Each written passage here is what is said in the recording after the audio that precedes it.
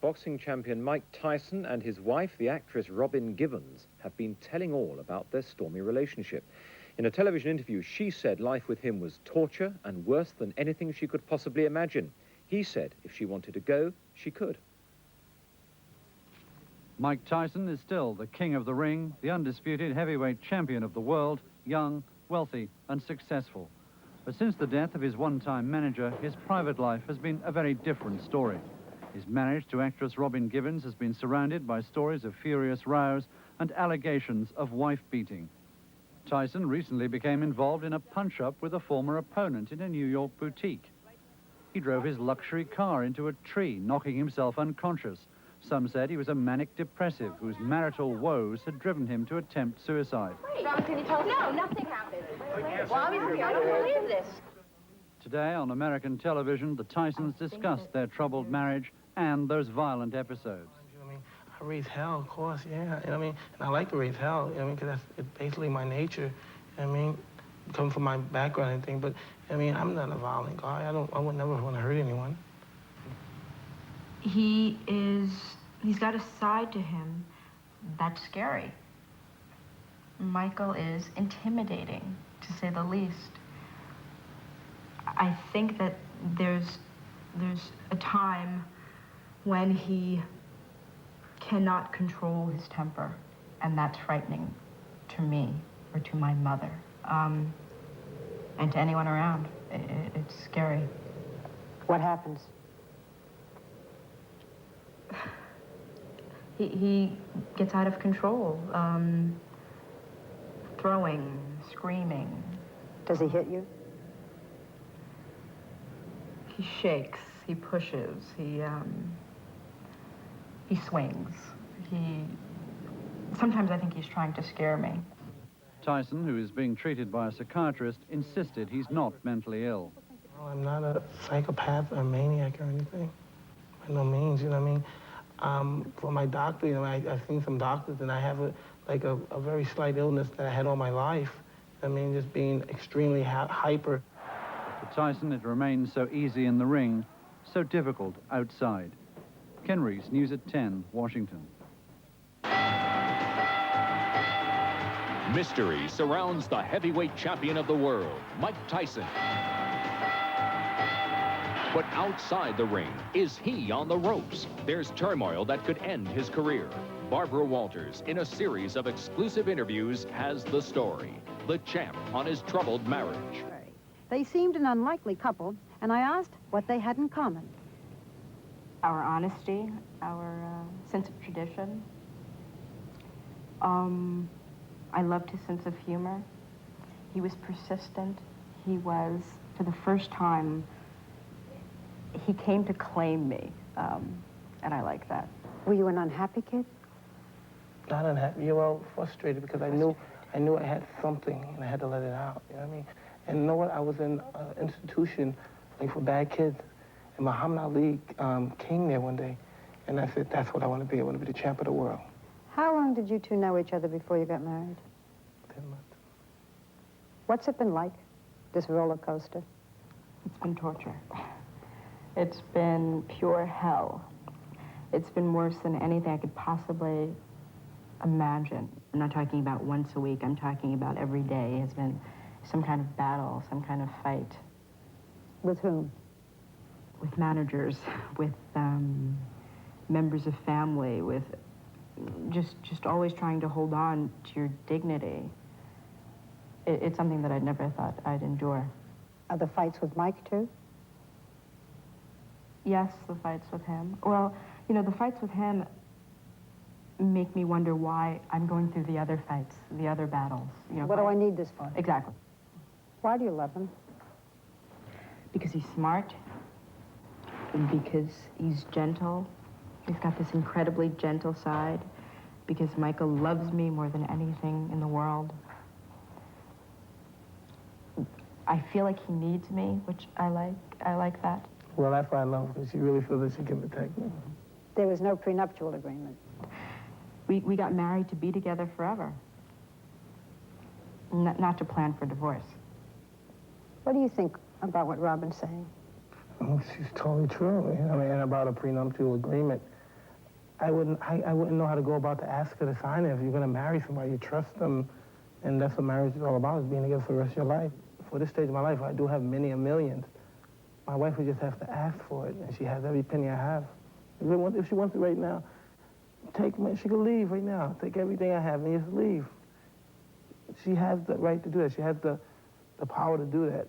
She's still here. She tolerates my shit. And I love my wife. Robin, some of the things that we've read, that he's hit you, that Mike has a very volatile temper. True? Extremely volatile temper. I think people see that about every 3 months. He's got a side to him that's scary. Michael is intimidating, to say the least.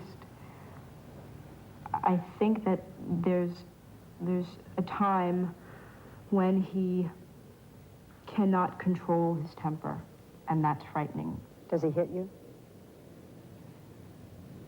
He shakes, he pushes, he swings. He's not a bad guy. It happens for a reason, something that we're now working to control. With the type of disease that Michael has, he was a hyperactive child. It turned into something else. It's something that he's had for a very long time. It went untreated, therefore it got worse. It's something that the doctor says gets worse in your 20s.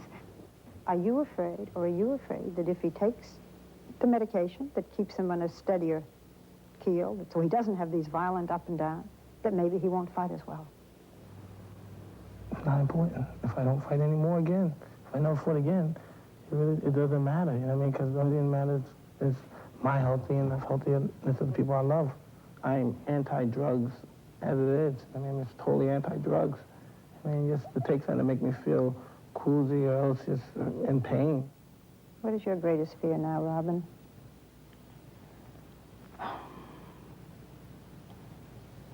Probably that we won't make it. Gonna win this battle?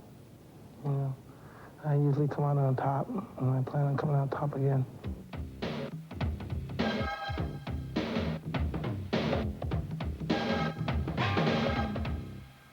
Great boxing champion Mike Tyson says he feels born again after his public baptism at a church in Cleveland in Ohio.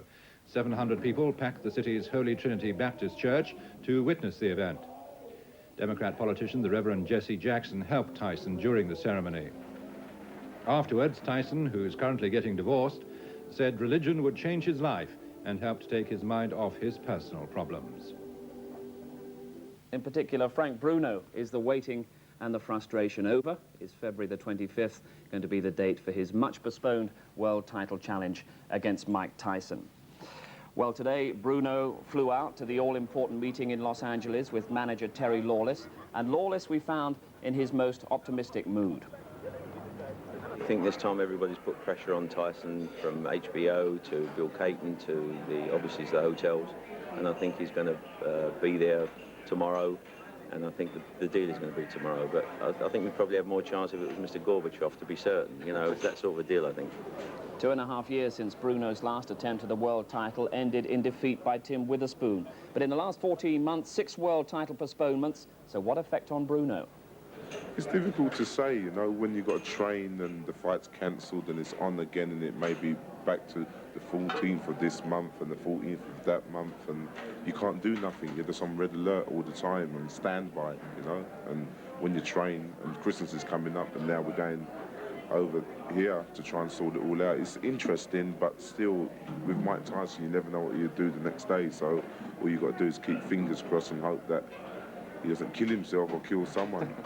Fair to say it's been hard on him as well, I should think, the last few months. What kind of condition do you expect him to be in? It's a difficult question to answer, what sort of condition he'll be in, because he's been through some weird things, you know, and very short and very quick, so I'm not too sure what sort of condition he'll be in. He's took to God, he's took to drink, his marriage is broken up, he's crashed his car, he's done so many different things, you know. So it's the psychological side for him rather than the physical side that he's really got to work on between now and the end of February. Yeah, I would like to see how he's going to condition himself, like get back in training without going out at night time and it's difficult when you ain't got a wife and all them sort of things. Mentally, you must feel on the very low, but I just hope that he just comes to the meeting and he just turns up, to be quite honest, you know, because you can never know what the guy's going to do next. Tyson's eventful recent past has made any form of negotiation delicate and unpredictable, but now promoter Jarvis Astaire is set for the contract. I'm optimistic that we're very, very close to a deal. Most of the problems that Tyson had, I'm talking about the peripheral problems, have apparently been worked out now. So it's only a question of really the arrangements between Frank on one hand, Tyson on the other hand, and the potential promoters. At the moment, the Hilton Hotel in Las Vegas appear to be the most likely ones. So assuming that the fight has to go to America, and I want to make it clear, the fight is going to America, assuming we do reach agreement, which I'm very confident we will, because Frank has expressed the view that he'd rather fight Tyson sooner in the United States than later here. And then that would be in doubt because it would mean a lawsuit, and lawsuits take a long time, particularly as we'd have to fight the lawsuit in the United States. And that wouldn't be a practical proposition. So from the point of view of Frank's opportunity to fight for the World Championship, that has to be now. Let's hope they have a productive trip. What is clear is that if the fight does go ahead on February the 25th, it will definitely go ahead in the United States and not in this country. Boxing. Frank Bruno and the world heavyweight champion Mike Tyson have met in Los Angeles and say their fight's on February the 25th. The promoter didn't want Bruno to have the wrong idea about Tyson. This man is awesome. He is devastating. He has dynamite in either hand. He's a bomb ready to be detonated in the center of the ring. He's a human being, like anybody else, you know. Things do affect him. He does cry. He does bleed. He has got a nose. He has got eyes, you know what I mean? He does go to the toilet like everybody else, you know. You ready for the fight now? Yeah, I'm very, I've never been so ready in all my life, and I've been training for so long, and I wouldn't be here. I'm not here to get a suntan. And that's the news for now. World heavyweight boxing champion Mike Tyson says he's now ready to fight Britain's Frank Bruno in Las Vegas on February the 25th. Bruno flew to America today for a face-to-face meeting and finally to sign the contract after 5 postponements.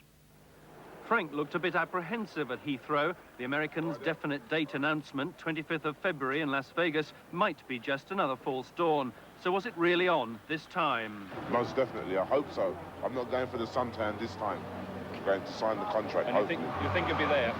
Sorry? You think you'll be there this time? I'm not too sure. That's one thing I'm not too sure about. Just hope he turns up.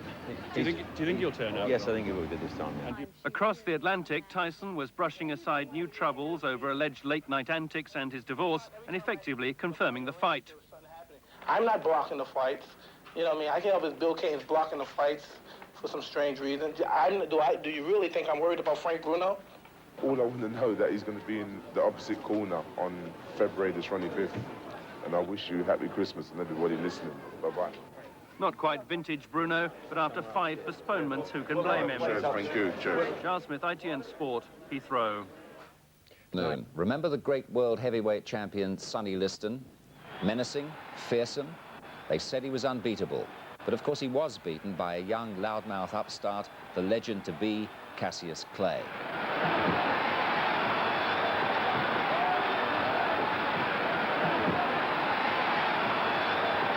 I shook up the world!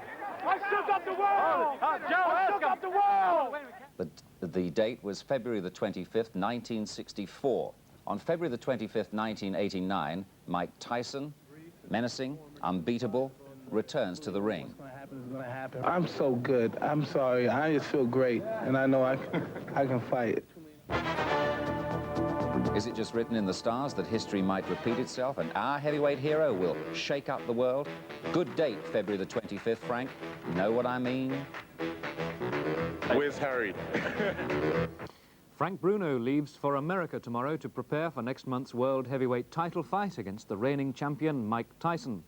Big Frank will earn £2 million from the fight, and he says that his critics are in for a big shock. For the past 14 months, Frank Bruno's only fight has been a psychological one, trying to put 101 distractions out of his mind while he concentrates on preparing himself for sport's greatest prize, the World Heavyweight Championship. He tried once before, but was stopped by Tim Witherspoon of the United States in the 11th round. Despite the seemingly endless waiting game, as the big fight with Tyson was delayed time and again, once when the American was knocked unconscious in a car crash, Bruno insists he's now at his sharpest. In mind too, it would appear, as he dealt with a deluge of questions on the eve of his flight to the States. Would his girlfriend be coming over too, he was asked. Laura's coming over in between, halfway through the training for just a couple of days and going back. But I'll have a headache when she comes over. Such single-mindedness, though, hasn't left its mark on the bookies. They make Tyson a certain winner. The experts can say what they want, but I'm going in there. This is my second chance, and I'm going to give it all, you know? And you can't ask for no more than that. What are you going to do on February 25th? Well, I'm going to win that title, take the title away from Mike Tyson. It's peak time, you know, to take the title away. You're confident? Very, very confident, Bill. And Happy New Year to you. Television. ITV is going to court to protect what it says are its exclusive rights to show the fight in Britain. As Frank Bruno flew out from Heathrow with manager Terry Lawless this morning to prepare for his big fight, behind him another one's begun over TV coverage. Yesterday it was claimed that Bruno himself owns the British TV rights and that he'd sold the live coverage to the Sky satellite television company. The BBC would show the fight later the same day. Absolutely. Getting the rights to this fight live by satellite from Las Vegas is a symbol of Sky Television. We're the new kids on the block, but we think this is a hell of a way to arrive. But today ITV said they owned the rights to all Tyson fights under a long-standing contract with his management. ITV has shown the last 3 of them and claims the rights to this one as well. A statement from the company's head of sport, John Bromley, said it's the intention of ITV to take proceedings to protect our rights. The legal battle will begin later this month. It could be as hard fought as the bout itself. Mark Austin, ITN Sport, London. Weeks away, exactly to the day, from Bruno versus Tyson. So far, it's been the story of the good guy and the bad guy. From the USA, Martin Bell now reports. There's a chill wind whipping in from the high Sierras. It's winter time in Vegas. The punters are huddled against the cold, and the city that never sleeps is doing what it can to try and draw more of them in. Caesar's Palace has a ramp up which Evel Knievel's son will attempt to drive his motorbike over the hotel's fountains, a stunt that once cost his father 31 days in a local hospital. The Hilton Hotel offers a rival spectacle, the big fight, Tyson against Bruno, though neither of them is yet here, and both are training well away from the glamour of the Strip. Tyson in Johnny Tocco's home of champions, across the road from a company that kills cockroaches. Bruno in a tent pitched beside a semi-fashionable health resort beyond the suburbs of Phoenix, Arizona. It's a pre-fight story like no other. Clearly, it's going to be a fight like no other. Not just its outcome, but whether it happens at all will depend on one man, Iron Mike Tyson, who's so unpredictable, he's a mystery even to those close to him. Rod, show up. Just before 1 o'clock every afternoon, Mr. Tocco closes his door to all but the Tyson entourage, the advance party of security men and sparring partners who announce themselves by their size, their presence, and general disinclination to small talk. What they don't know is that for the 3rd day running, the champ isn't going to show. He's involved in a minor bout with Canadian photographers in Vancouver, and that's after he'd promised to be on his best behavior. But people happen to say, well, he's doing this and that, and they make a big three-ring circus out of the situation. But basically, I'm going to live the way I want to live anyway, because people are going to criticize what I say and what I do.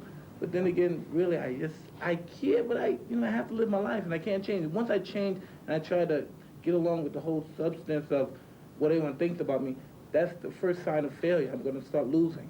But for Bruno and his trainer, George Francis, working out quietly in Arizona, the private tribulations of Iron Mike Tyson are taken as a sign that the champion can be beaten. What's been going on, what's been going down right up till last night, that's not good for him, and I think he's going to suffer for that, I think this is the peak time to beat Mike Tyson. As I said, his mind's not on the job. The Americans who attend his packed public workouts are getting to know an Iron Frank Bruno, too. His routine isn't interrupted by marital disputes or legal disputes or skirmishes with photographers. He's at or near the peak of his form, and it doesn't bother him that he's a 10-to-1 underdog. I'm glad I'm the underdog. I ain't got to worry about nothing, you know what I mean? I ain't got to worry about nothing at all, I just got to condition myself mentally, physically, and I've never felt better in my life before. So I feel I'm always the underdog, so I'm happy, you know. Thank you.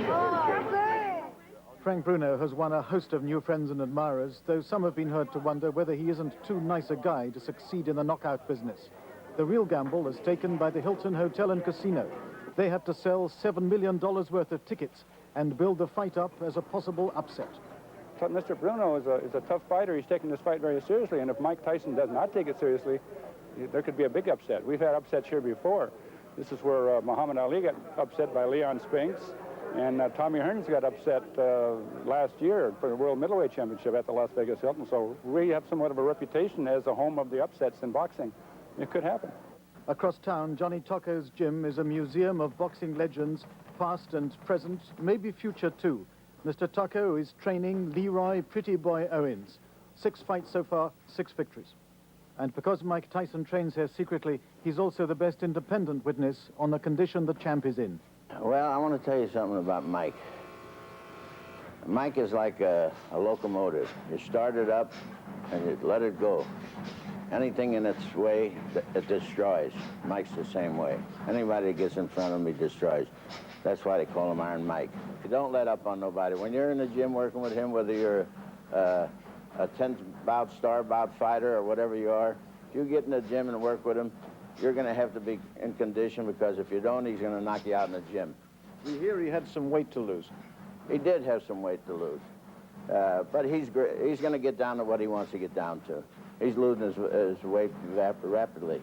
So that's the story so far. A lot of hard work and hope in one camp, a lot of mystery and intrigue in the other, a crock of gold at stake between them, and a little doubt whether the fight will actually happen. Harry Carpenter, this one's for you, and you'd better come dressed for the weather. Even Martin Pell's mentioning Harry now. They're all on the bandwagon. We'll have a few hundred more stories, I suspect, before that fight actually takes place, 6 weeks from today. Right, let's turn up. Champion Mike Tyson has allowed the cameras into his training camp for the first time in the run-up to his title fight with Frank Bruno. Tyson admitted he wasn't in perfect shape, but said he'd still be too good for Bruno. Mike Tyson is looking fit, relaxed and determined to be friends with the press. On a recent trip to visit his estranged wife, the world champion threw a punch at a cameraman. Today he tried to make amends by throwing his daily training session open to reporters for the first time. Tyson has been training behind closed doors in Las Vegas since Christmas, but today a few cameras were allowed inside. He even allowed his sparring partner to name the one thing they fear about Frank Bruno. Speed. Speed and body shots. They think that Frank Bruno might have more speed than some of Mike's other opponents? I guess so. Tyson admitted he was overweight when he began training. He had ballooned to 262 pounds, 40 pounds overweight. He hasn't fought in 7 months, the longest layoff of his career. But already he's looking fit and the weight is dropping off. The gymnasium owner, naturally prejudiced, had this assessment of Bruno's chances. Anybody that's physically fit has got a chance in the ring, but you got to remember that we've had some great champions in the ring with him and in good condition, and none of them's held up. I don't look for a long fight. Tyson, looking every inch a fighter with 35 wins and no losses on his record, had this to say on Bruno. No one's perfect, but I feel good enough to beat Frank Bruno. And just in case there's anyone who hasn't heard, Frank Bruno faces Mike Tyson on February the 25th in Las Vegas. Ken Reese, ITN, in the United States. Stunned. Out there on the painted desert stands a lone Englishman, preparing relentlessly to fling himself against another gothic horror. Mike Tyson. Welcome your friend and mine, Frank Bruno.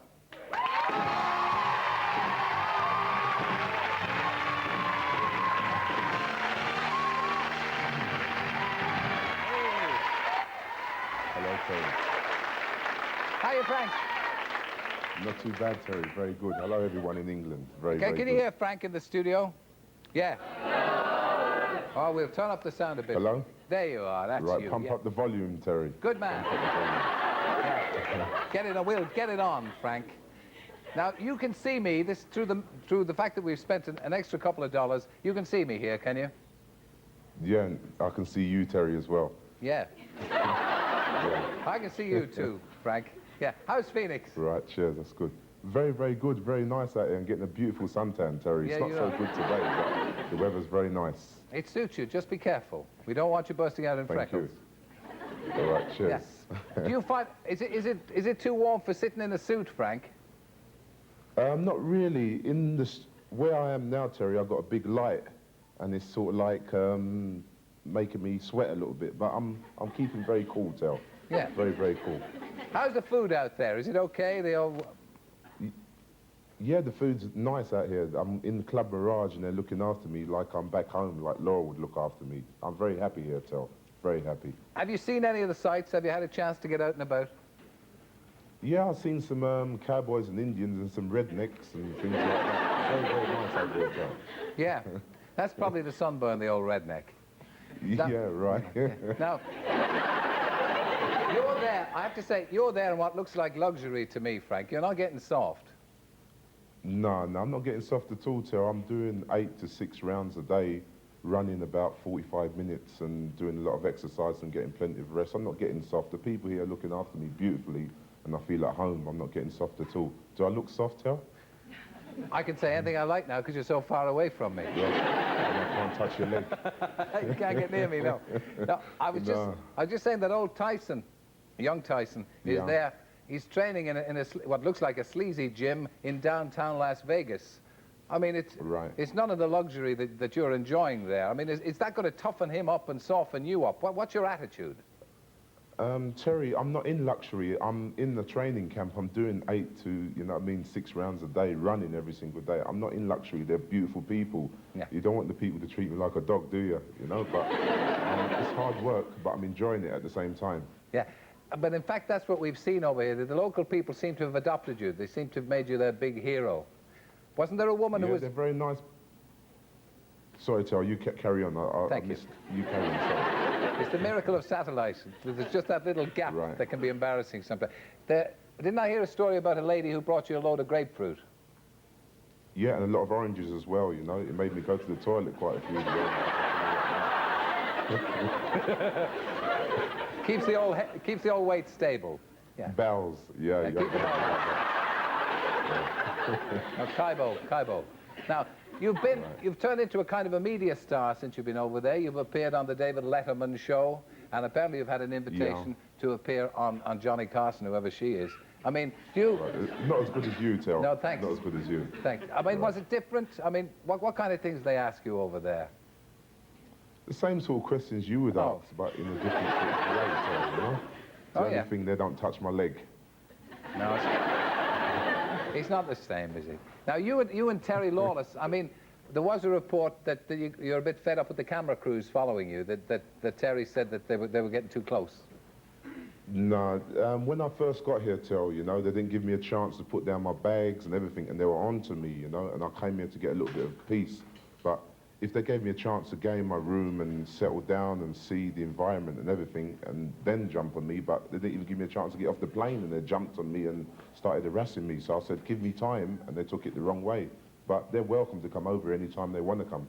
Yeah. And you're welcome as well, Tel. Thank you. Well, I mean, I know you mean it. So, I mean, this is not your first attempt to take the title. The last one, you failed. Are you more confident this time? Do you feel you're sharper?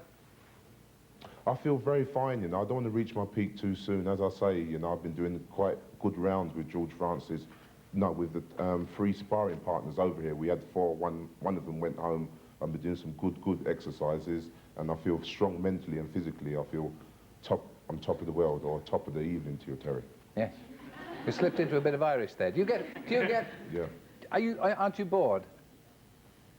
Not really. I miss the kids, you know what I mean? Because I love my kids, and I miss Laura, and I love her as well. But I miss home, and I miss England. But it's a job what I've got to do. As I said, I never came over here for a suntan.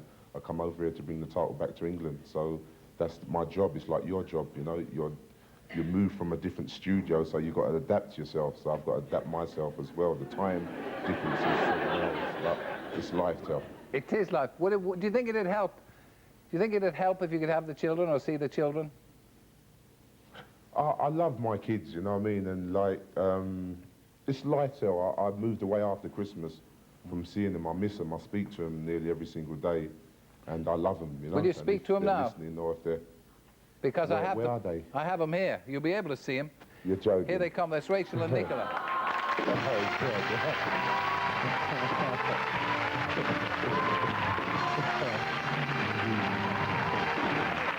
right, Nick. Rachel. There they are. Hey, Dad, look. Look. Rachel. Look, Dad. Nicola, all right? All right, Rach. Hey, Jim, yeah. Do you want to sit down? You don't want to sit. You want to stand up? Yeah, sit down. Now, there you are. Look, there he is there. He's talking to you. Your dad. Look, Rachel, look. Look. Nicola. Nicola? Yeah? Nicola? Yeah. You're a superstar now, aren't you? I know. Rachel. Daddy. You being a good girl for Mummy? Yeah. Are you being a good girl? Yeah. Yeah. There he is. There's your dad. I miss you. Yeah. My home. Yeah, do you miss your dad? Yeah. My home, Daddy. Yeah? Yeah? You being a good girl, right? Yeah. Yes, of course they are. Give me a kiss then. Give a kiss to your dad. Oh, hang on. It's going on.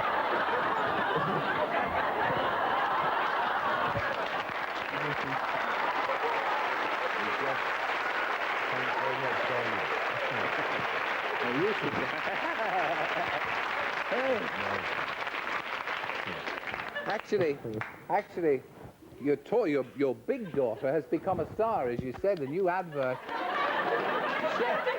So you're kind of sharing the spotlight with Nicola. Have you seen this new advert that she's in? I've seen it once, Tel, when it was done, you know.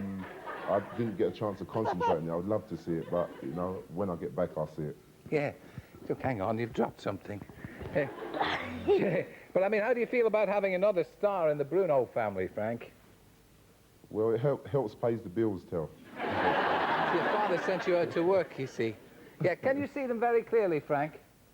Very, very, very clearly. That's good. It is nice to see him, isn't it?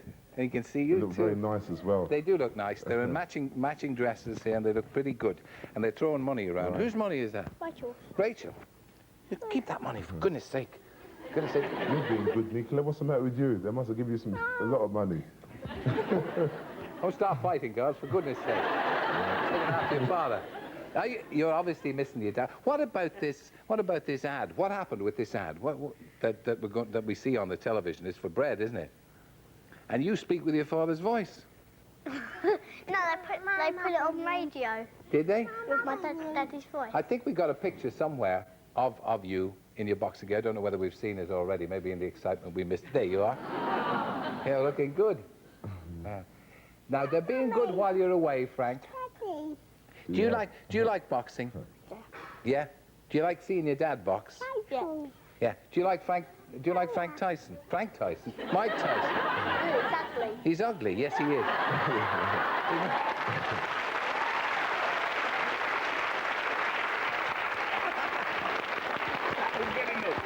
He's really good here.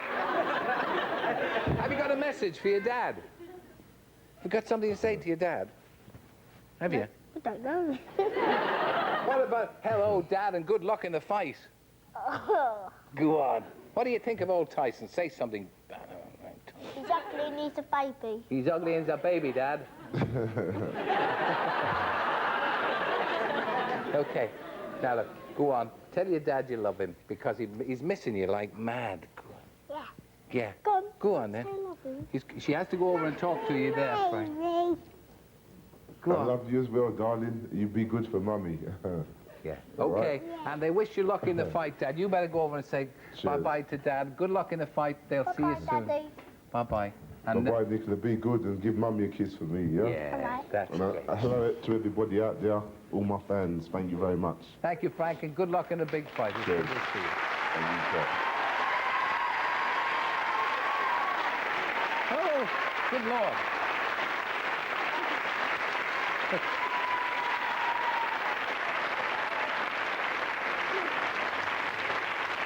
Look at that.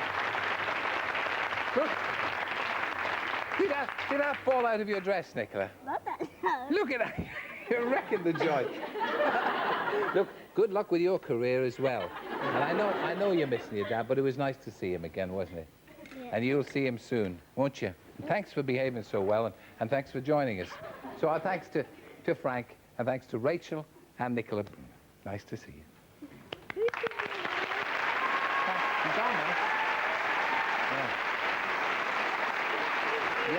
That's the music going to come up now. What? Eh? They're going to wave on me. Are they? Do you think they waved at you? When you better wave to them, the people at school then. Go on. There. Look, wave to them. Say hi. They're not the people at school. No.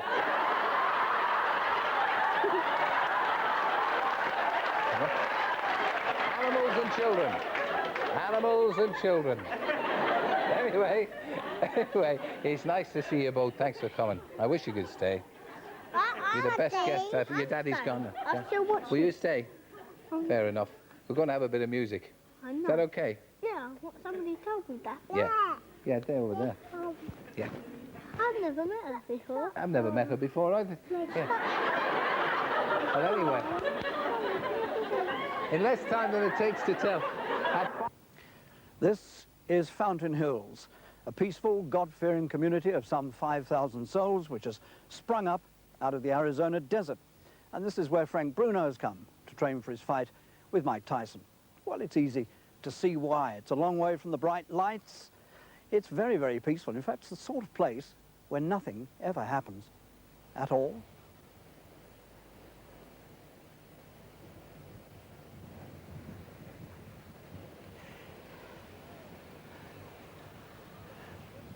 That's why they call it Fountain Hills. The fountain shoots 150 feet into the air, once an hour, on the hour. It's just about the only exciting thing that ever happens in Fountain Hills. It's the sort of place where the cactus plants certainly outnumber the inhabitants. But these past few weeks, that fountain has been upstaged by a tent, where, once a day, every day, Frank Bruno trains. A couple of dollars will get you in, the money goes to charity. And Frank goes to work on American sparring partners to the sound of rock and roll, thumping out on his own ghetto blaster.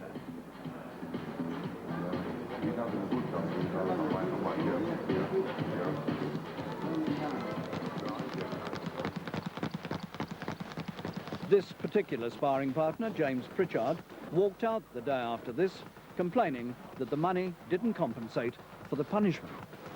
1, 2, get up, you dog, come on! But Frank seems to like Fountain Hills.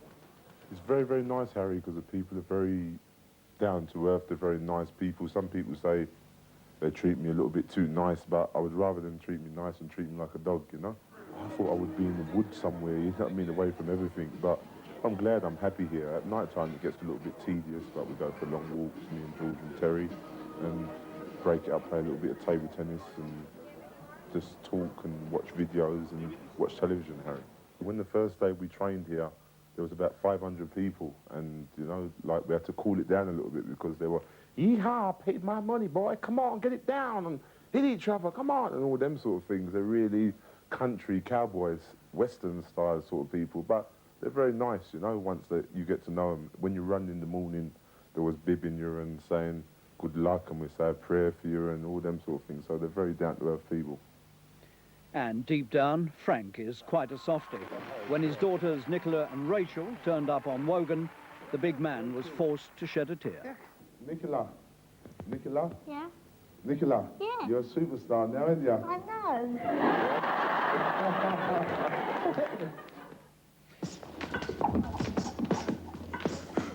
Hello, Jim. I mean, Harry. Nicola, how's the training going? Great, Harry, great. Now, Nicola, you've come a long way in a short time. What's been the motivation? Bread, Harry. Well, obviously, money is a big incentive, but surely there's more to it than that. No, Harry. Bread. Champion bread. Remarkable. Mum says it's got 30% more fibre than your plain white. Know what I mean, Harry? Do you think if I eat champion soft grain, I'll grow up like you? No, I don't think so, Harry. Bruno's homespun humour is becoming familiar on American television. He was flown into Los Angeles to be a star guest on the top-rated Johnny Carson show, and he served up some of his best lines. My mum's coming over for the fight. My lady's coming over. My brother and sisters are coming over, and there's 2,000 people from England. 2,000 people from England? 2,000. And they're all staying at your place? No. You're right. Well, let me ask you, does your mom, does she sit right up in front and... No, she sits in the toilet, you know. My mum never... She sits in the toilet? Now, I would have thought you had connections. You could get a better seat than that. In Las Vegas, Mike Tyson was the star on yet another TV special. The young man wants to know what round you're going to take him in. Well, as soon as possible, of course.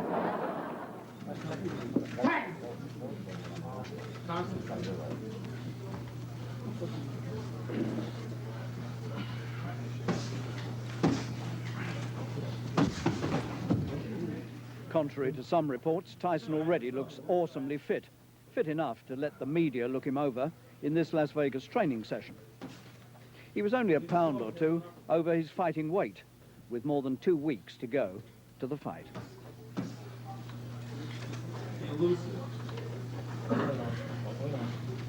He wasn't always raring to attack, but when he did, the danger signals were clearly fluttering for Frank Bruno. Come on, Mike, you got to punch out. That's it. And the hook. There you go.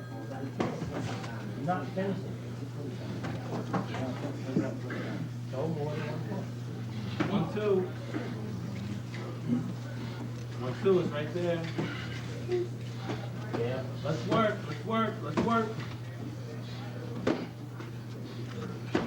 There you go. What are you back up for? The thing that stuck out a mile was that Tyson, after all his problems, was back doing the thing he most enjoys. Well, I've been training for at least 3 months, I think it was, and it's good to be back. I mean, it's very difficult at the beginning, but I'm reaching the peak now. Now, you've got a new trainer. Does that mean that there's a whole new training system for you? Well, not basically. I mean, the trainer basically puts me in condition. And I have my dear friend Jane Bright, who grew up with me and trained up in the Catskills, and he's going through the same drills with me that Cuss went through, and we're coming along very well. Explain to me the numbers. He calls out 417... Those are little private combination numbers. This is rather like the football signals, is it? Well, as I said before, these are private numbers. Now, you, a long time ago, met Frank Bruno. He came and sparred with you in New York. I don't know if you remember that, but you weren't a pro then, he was. Do you remember those days, and do you remember Frank? I can't remember, but I know we were just young guys, and it was interesting. You've always called him a friend of yours, Frank Bruno. How do you feel about that now? Well, I say he's a good guy. I mean, this is a business that we go through. I mean, I fought a couple of guys that I liked. I liked Michael Spinks a great deal. I admire him a great deal, watching him as I was a kid. You know, I mean, having a great deal of admiration for him. But, you know, I mean, this is our business. I mean, if he wins, he goes up. If I win, I move up another step. Take it from me, Tyson will be ready for this one. Meanwhile, Las Vegas is gearing itself up for the big fight. A war? Well, perhaps. All I know is that Big Frank had better come well armed. Dennis Andreas' unexpected triumph will have come as heartening news to his fellow Londoner, Frank Bruno, who's preparing for his daunting appointment on Saturday with Mike Tyson in Las Vegas. As their world heavyweight title fight draws closer, Tyson's confidence grows stronger. The undisputed heavyweight champion of the world, ready and waiting for Frank Bruno. Last time, it was a revolution. This time, it's war. Mike Tyson, USA, versus Frank Bruno, England. Saturday, February 25th at the Las Vegas Hilton. The posters in Johnny Tocco's gym tell just half the story. In recent weeks, Tyson has regained his overpowering physical presence. He's down to his fighting weight, 15.5 stone. His private problems now behind him. Robin Givens is out of his life. The actress he says he loves but can't live with is now involved in other dramas. Action. Dinah, no! Don't leave me! Please! Yet still it seems she's constantly reminded of her soap opera marriage to Tyson, its tragic and its comic moments.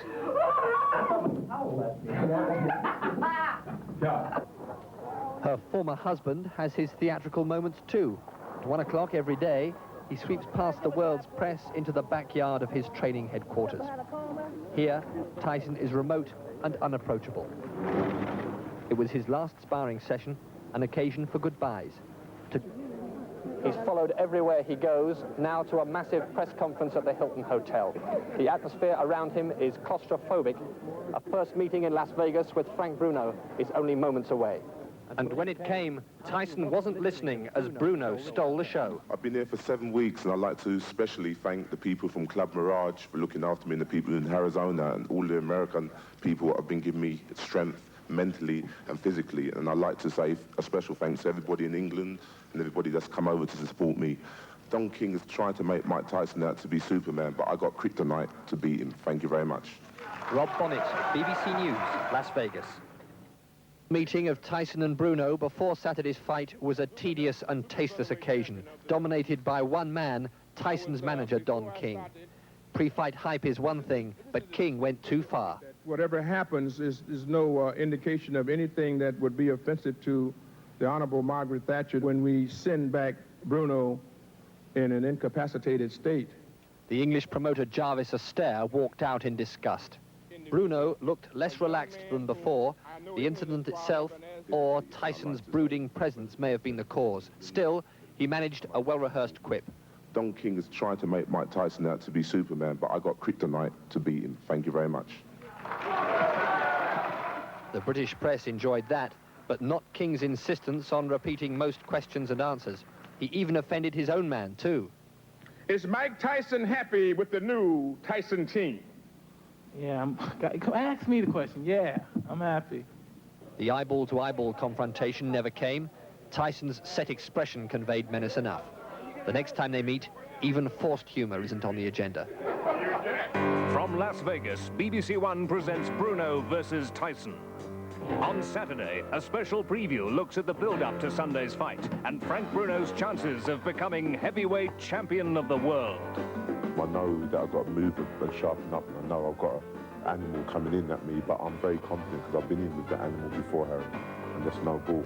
Tyson versus Bruno, the whole fight, this Sunday, here on BBC1. Payday for Andries. No, the big payday has arrived. Well, that's only one way of looking at Saturday night's challenge against Mike Tyson. A less fashionable way is to look at Frank's chances of winning it. They like a gamble in Las Vegas, but to most Americans, the slot machines are providing a more reliable payout than putting your bucks on Bruno. But via Wandsworth, Canning Town and early morning at the country club, Frank Bruno has arrived where he wants to be, #1 contender with the champion in his sights. It was 7 years ago that he started making an impact, a big impact. March 1982, Lupe Guerra was the opponent, and not even Harry was around. Bruno setting him up with the left jab there. Down he goes again. Oh, that punch seemed to land across the top of the head. And I don't think he wants to get up from that one. And he's out. Heaven knows the heavyweight scene in this country could do with the lift. And Stevenson folding up on the middle rope and comes out over it, and his foot appears in my face. Oh, good punch. Right and left hand, and over goes Gibbs in the fourth.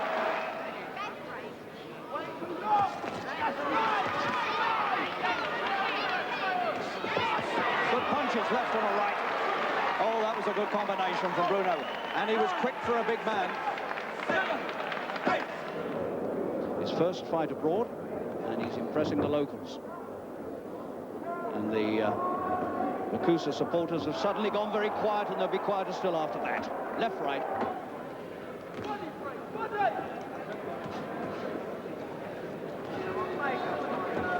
Oh, he's got it.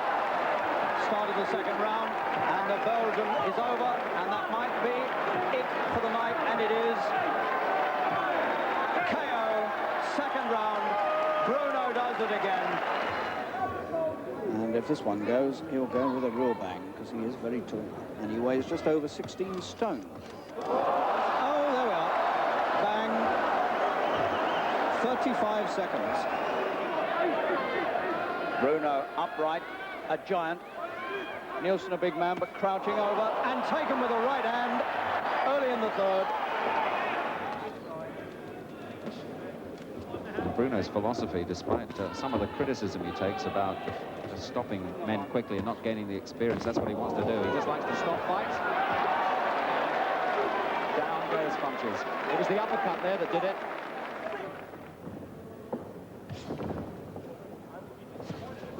That was a good left hook, and it's taken everything out of Jameson. His leg came up, his right leg came up as he got a hit, and the following punch sent him crashing down, and that, I think, is going to be the end of this fight.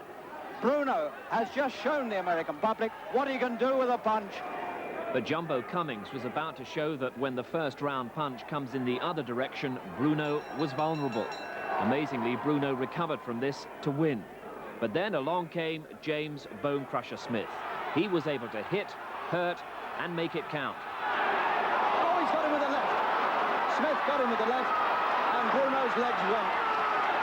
And he better get off those ropes and out of trouble quickly. And Bruno is taking too much.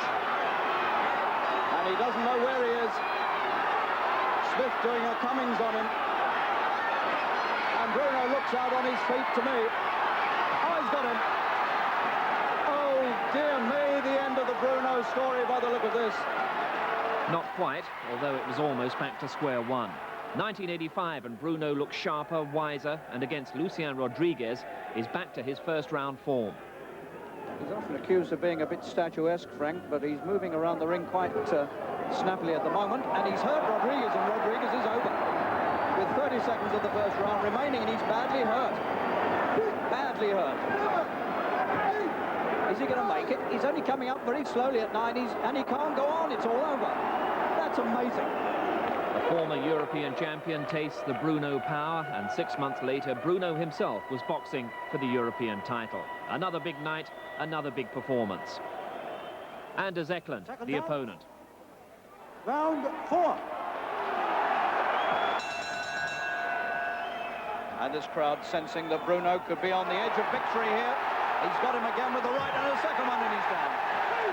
Right at the start of the fourth round, 10 seconds in. Is he going to beat the count? I don't think he is. He's not coming up, and Bruno is the European champion, and he's made his mark in the world. And he certainly appeared ready for the world. March 1986, Jerry Coetzee at Wembley, a final eliminator for the WBA world title.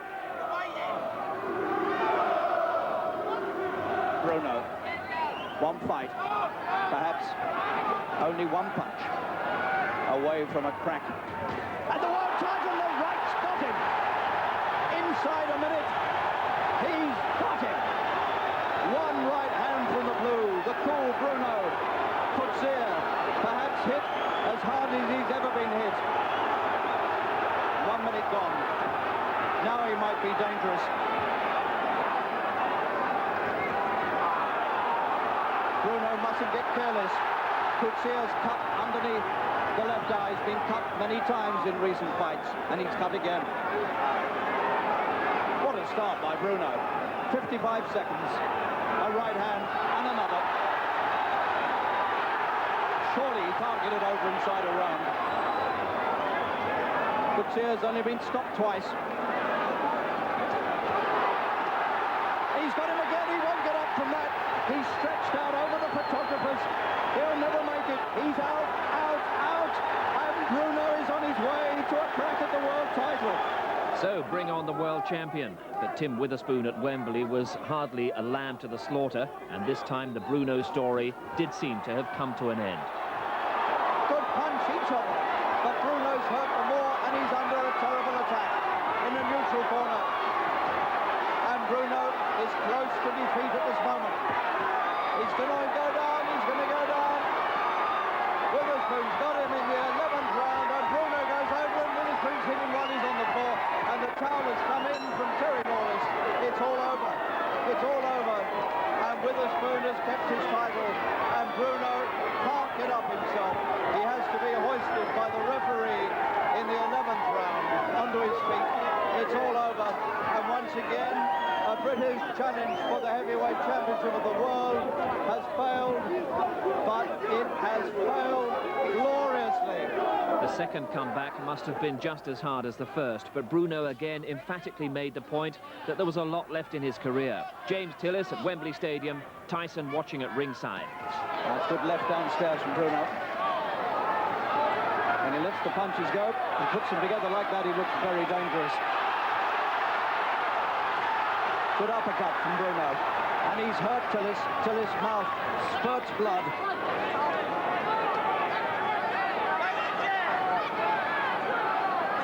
He's just been baptized.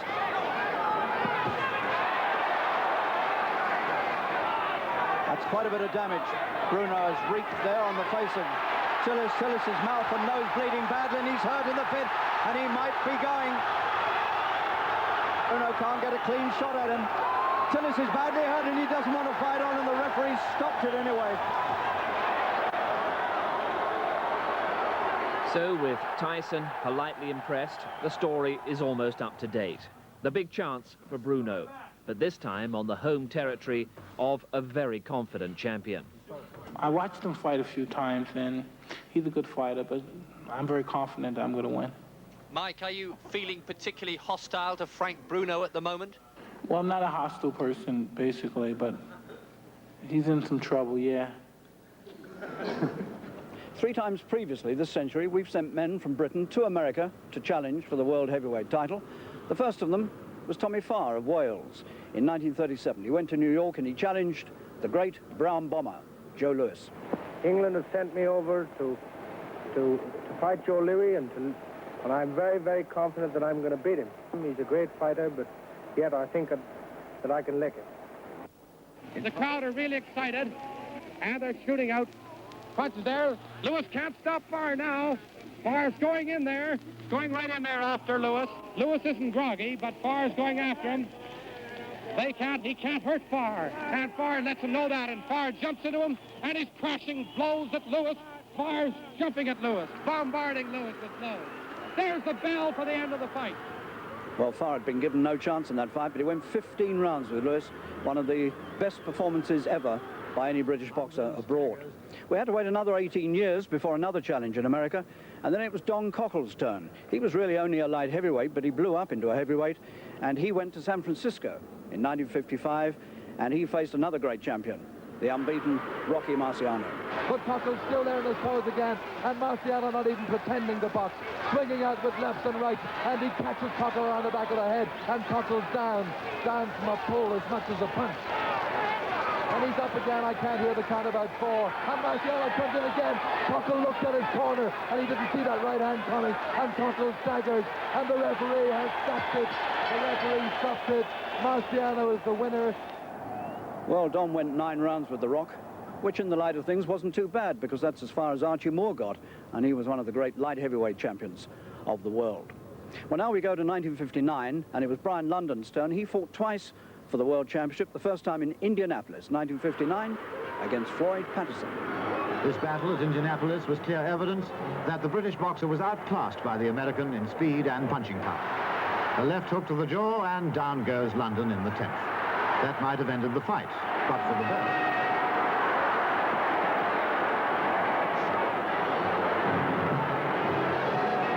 Out for the 11th round, and Brian London still dazed, I guess. Patterson comes in to finish him off. It's all over bar the shouting, and the collection of a handsome profit on both sides. Well, they may talk about mismatches today. Brian London took that fight with Patterson against the wishes of the British Boxing Board of Control. He not only got a beating from Patterson, he got a fine from the board as well. Well, that was 30 years ago, and that was before Frank Bruno was born. But Bruno is now the next challenger in America, here in Las Vegas, against Mike Tyson. Now, Ed Schuyler, the boxing correspondent of the Associated Press in New York, has been watching boxing for some 20 to 30 years. He's seen Bruno fight before. What does he think of the attributes of Frank as a world heavyweight contender? Well, his punching power makes him a contender. I mean, he hits with power with the right hand, and he has a real workable left jab. They're his best weapons. He doesn't throw with much speed, which is one of his drawbacks, but he does hit hard, and I would have to think if he nails you, he has a chance. I don't like the fact that he punches one punch at a time. Frank Bruno is the best opponent that Mike Tyson has fought to date. I haven't any doubt about that. He's the most capable fighter that Tyson has fought to date. Now, everybody, I don't care how good you are and how strong you are mentally, you freeze a little bit when you fight Mike Tyson. That's one of the advantages that he has. This myth that's been created, and not even the myth, this entire atmosphere that's been created around him, that he's this subhuman sort of person. And therefore, he carries it with him, and there's no doubt about it. It has an effect to either a lesser or a greater extent, depend who he's fighting, but it does have an effect on his opponents, all of his opponents. Don King is trying to make Mike Tyson out to be Superman, but I got kryptonite to beat him. Thank you very much. Oh, he's going to be in a lot of trouble Saturday. They would like to hear Bruno give a preview of what you can expect in the ring Saturday. A new heavyweight champion from England. Every angle, every big fight possibility is covered in our Bruno Tyson preview on Saturday night at 11 o'clock on BBC One. And while there's live commentary on Radio 2 at 3 o'clock on Sunday morning, you can see the whole fight, plus the follow-up stories, 3 o'clock on Sunday afternoon and 10:45 that evening. Yesterday, and Frank Bruno is still insisting he can win. TVAM sports correspondent Jeff Clark sends this report from Las Vegas. The two boxers met face-to-face in front of the world's press and adopted the fighter's traditional staring pose. That confrontation came to nothing, and although Bruno took the Best Dressed Boxer award, the war of words ended in a tame draw. Bruno, however, did reveal his secret weapon. Don King is trying to make Mike Tyson out to be Superman, but I got kryptonite to beat him. Thank you very much. Frank's fans loved that, but the champion remained totally unimpressed. I'm ready to fight. I'm the best fighter in the world. I'm here to prove it. And Saturday you'll see. When the bell goes, all the words will count for nothing. Las Vegas is preparing for yet another successful title defense by Mike Tyson, but Frank Bruno is confident that his punch will be the more potent. Jeff Clark, TVAM News, Las Vegas. Las Vegas, Mike Tyson has said he's nervous. 3 days to go, and it's fair to say that everywhere, from the Big Fight City to the Big Fight TV channel, they're all feeling the same. Good night. Now you swear and kick in Vegas that you're not a gambling man. Then you find you're back in Vegas with a handle in your hand. Your black cards can make you money, so you hide them when you're able. In the land of milk and honey, you must put them on the table. Yeah, you go back, Jack, do it again. We'll turn it round and round. You go back, Jack, do it again.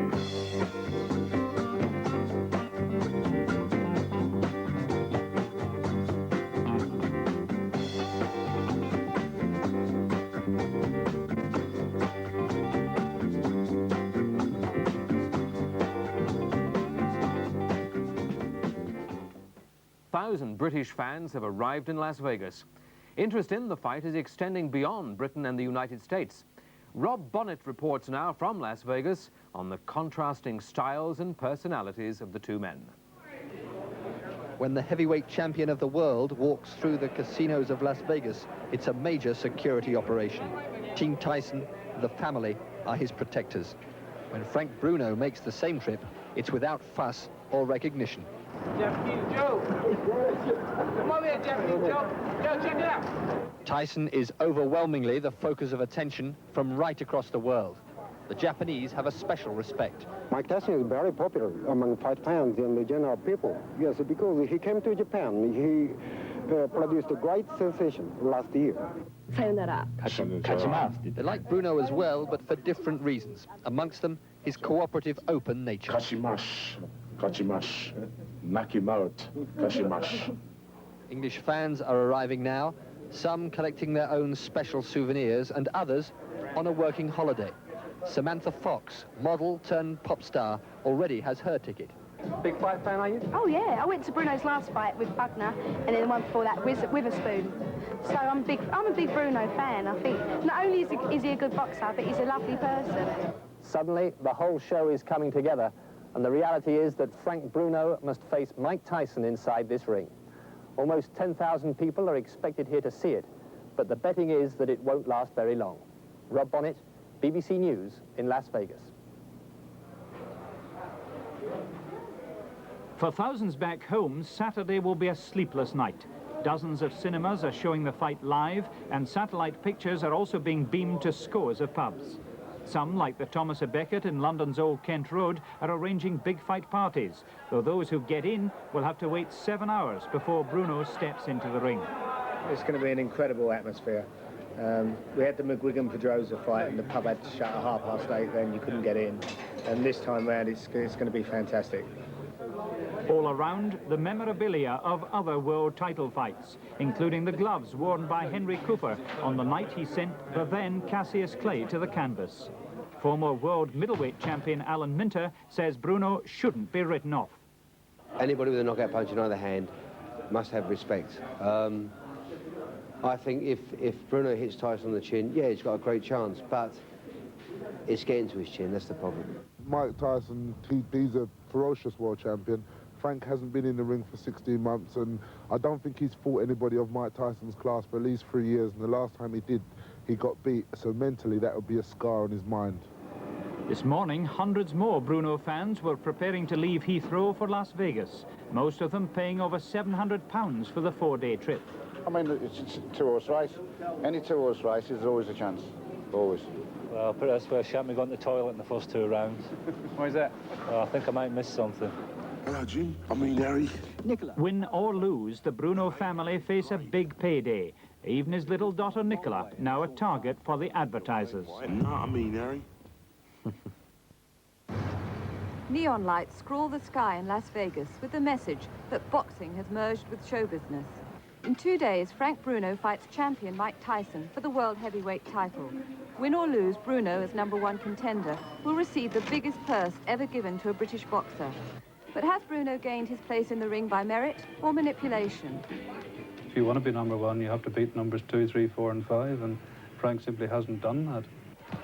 Tonight, we tell the story of how Frank Bruno got his crack at the title, and we investigate the business of boxing. I think it's as close to 17th century buccaneering as exists on the planet today. And if boxing existed really in the 15th century, the Borgias would be the promoters.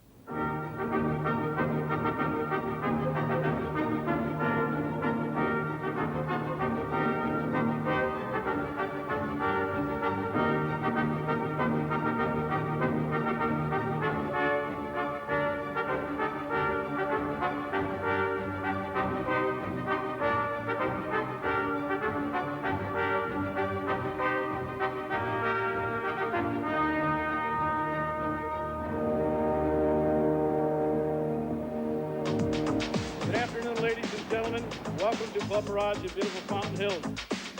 Club Mirage is the official pre-fight training center for Frank Bruno. Iron Mike Tyson weighs in at 221 pounds. And he's knocked him out. His head's right above us. And he looks as though he's almost unconscious. And he's down. He clubbed him with the right hand and he won't go down, Butler. The towel has come in from the Australian's corner. 2 days from now, Frank Bruno meets the fearsome Mike Tyson. And Britain's local hero has his one chance of international fame. It's undoubtedly one of the major events of the year. But is it really about the best in boxing? Some say that the making of Frank is less to do with his skill inside the ring and more to do with manipulations outside. And Saturday night's fight is not about the sport of boxing, but about the business. Phoenix, Arizona.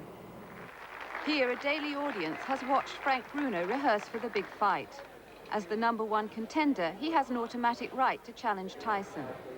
That is the achievement of Terry Lawless, Bruno's manager. In a career which spans 30 years, he's unlikely to exercise the same skill again in marketing his man. The heavyweight title is the crown of crowns in boxing. Frank Bruno has dreamed of winning it since childhood. Okay, round 3. But win or lose, he knows that a slice of the largest purse in the history of British boxing, around $6 million, is now within his reach. If titles were won on training, then Bruno would be champ, but they aren't. They come from fighting. But others who have fought harder and better have failed to match Frank's rise. So is it politics or punches which matter in the ring? Tim Witherspoon, world champion in 1986, met Frank Bruno to defend his title. You said I had a big gut. You see it? Well, your people got in the way. We couldn't see you. Talk to me after I knock your boy out, okay? His prediction proved correct. He knocked Bruno out in the 11th round. He later lost the title, but has since had 4 wins, an identical record to Bruno. But while Frank has risen in the ratings, Tim has dropped dramatically, and at home in Philadelphia, the debts pile up. Came out after being interviewed, and my car is repossessed. How much did you owe on the car? I owed about 2 months, 2-3 months. How much is that? That's roughly $1,400. And you didn't expect it to be taken? No, because I was on the borderline of paying it. I was getting people to help me get it together and get my career together. On Saturday, Bruno faces a champion who has already beaten 7 challengers. If his manager is concerned, it's because it's now or never. Time is running out for the 27-year-old. But some critics believe Bruno shouldn't even be in the ring. Frank will probably be knocked out before he takes too much punishment. The fighters that really take a pounding are the guys that stand up and, you know, fight back. Frank Bruno, the only times he fought quality opposition, was knocked out. And I think most likely scenario would be that Bruno will be knocked out rather quickly, go back to England with a few $1 million in his pocket, and be none the worse for wear. Bruno's career began well. At 18, he was Britain's youngest ever amateur heavyweight champion. In 1985, 3 years after turning professional, he beat Anders Eklund in 4 rounds to become European champion. He also automatically moved up in the ratings of the world's top 10. But how do experts judge him now? In European terms, he's outstandingly good. I mean, Bruno probably is one of the best European heavyweight champions that we've had, certainly in my time in boxing. But there's a vast gulf between a good European champion and a legitimate contender for a world title. And Bruno, the general feeling anyway within knowledgeable people in the trade is that he isn't capable of bridging that gulf. Both times when Bruno has tried to bridge that gulf, he's been beaten. Defeat at the hands of terrible Tim Witherspoon, a 2-times world champion. He was also knocked out by young James Bone Crusher Smith. Okay, round 7. Frank Bruno has had 32 fights as a professional. His 2 defeats have not deterred many fans and some of the British press who have held fast to the dream that Bruno will be our first heavyweight champion in 100 years. Defeats may be easily forgotten, but how memorable have been his wins? Tom Stevenson, 21, a full-time night cleaner from Indianapolis. First-round knockout. Official inquiry into the mismatch. Purse withheld. Scott Ledoux, 34, fought champions when younger. Came into the ring overweight and undertrained. 3rd-round knockout. Last fight of career. Jerry Curtsey, 32, former world champion. Overweight and undertrained. 1st-round knockout. Last fight of career. Bruno, only 2 fights away from Tyson, then took on the shambling Chuck Gardner, 37. He lasted 59 seconds. Immediately after, Chuck Gardner closed the door on his uneven fight career. He's now a labourer in Minnesota. He received 3 weeks' notice of the match, and he hadn't fought for 8 months. He took it, he says, because it was staged in France, and he fancied some sightseeing. He mixed acute jet lag with almost no training. Did he feel in shape when he stepped into the ring? Not like I should have been. No, lack of sparring partners and stuff like this and that, you know. I was running, you know, and not even then it wasn't even doing much as I should have. So why do you reckon Bruno's manager, Terry Lawless, would have thought that you were a good person to fight him? They're just looking for opponents, you know, because they don't want to get someone there to beat them. I mean, you felt that they felt you were a safe bet? Right. 7, 8, 9, and he's going to let him box on, and he's pinned. 16 months ago, Bruno's last opponent was Joe Bugner. He was 37 and a tubby weight. The towel has come in from the Australian's corner. In boxing, soft opposition is known as feeding fighters stiffs and bums. Most boxers receive a small dose, but has Bruno had too much of the diet? A fighter needs a clean sheet. He needs to be 30-0 or whatever. He needs to learn his trade along the way. Well, I've got a fair idea when I look at opponents, you know, what they would be like for one of my fighters, which is my job. you know, that they would extend them, that would give them some experience, but my guy would win. That's a manager's job. Some people have said that the opponents that Frank's faced have been less than good, and particularly, for example, Chuck Gardner and Scott Ledoux. How, as a manager, do you explain that? I haven't got to explain it. I mean, Chuck Gardner was presented to me as a guy that had won his last 5 fights. It was an ordinary fight on an ordinary bill. You know, it wasn't even top of the bill, so I have no concern over that. I don't really take any notice of people, the experts that, you know, write or say and really know very little about it. Bruno has fought some very good opponents, and he's done very good jobs with them, and he's rated #1 in the world, so I must have done my job and he must have done his. Hello, Phil. Yeah, how you doing today? Good, good. Expert Nigel Collins runs the top 10 in the prestigious American magazine he edits, The Ring. Voted by 50 journalists, it says that 10 other boxers have a greater right to meet Tyson than Bruno. It's important to emphasize that every fighter, including Mike Tyson, fights the kind of opponents that Bruno has fought on their way up. It's part of the building process. But usually a fighter will gradually step up the quality of his opponents as he goes along. That's something that hasn't happened with Frank Bruno. He's stayed at that level with second-raters at best. Yeah. Bruno is dedicated. In a 16-month delay caused mainly by Tyson's troubles, Bruno has been determined to stay fit, and he hasn't put a foot wrong. But neither has he risked a fight, and with it Saturday's jackpot. So with this track record, how is he ranked by the boxing authorities? There are 4 rival bodies in the sport: the World Boxing Council, the World Boxing Association, the International Boxing Federation, and the World Boxing Organization. When they endorse a championship fight, they receive a share of the purse. On Saturday, it's $200,000. Each body runs its own top 10, and wide discrepancies occur. Frank Bruno is the #1 in the WBC and the WBA tables, but #3 in the IBF rankings, and he doesn't appear at all in the WBO's top 10. In Las Vegas, one of the most influential men in the WBC says openly that considerations other than a fighter's punching power may influence the ranking committees. But I believe that I would be naive, and we would all be naive to think that does politics enter into ratings? Yes, it does. Much to the extent that why is this person hired with this company when this one's more qualified? Or perhaps he knew somebody in the company. So I think that it's naive to assume that there's no politics in ratings. I believe there is politics, and I think that in the long run, it all works out. It doesn't seem very much of a sportsmanlike way to run the show. You said boxing is sportsmanship. I mean, it's business. And I'll give you an example. Boxing within the state of Nevada is a sport, but the state of Nevada, 2 years ago, we generated $300 million of revenue into the state of Nevada from boxing. Now, is that a sport? I ask you. It is a business. It's a darn good business. The business of Frank Bruno is handled by the most powerful men in British boxing. Terry Lawless, his manager, has trained 4 world champions. Mickey Duff, the matchmaker, selects Bruno's opponents. Jarvis Astaire, millionaire businessman, promotes his fights. When Bruno turned professional, these 3 were part of a strong monopoly. Only they could give a boxer access to television and major matches. Unknown to boxers, they pooled their profits. The USA forbids managers and promoters to work together in this way.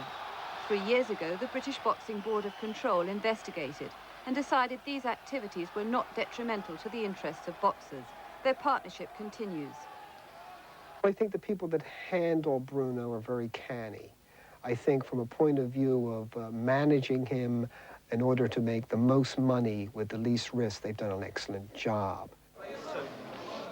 The injustices of the rating system can defeat some management, however successful, and good fighters suffer.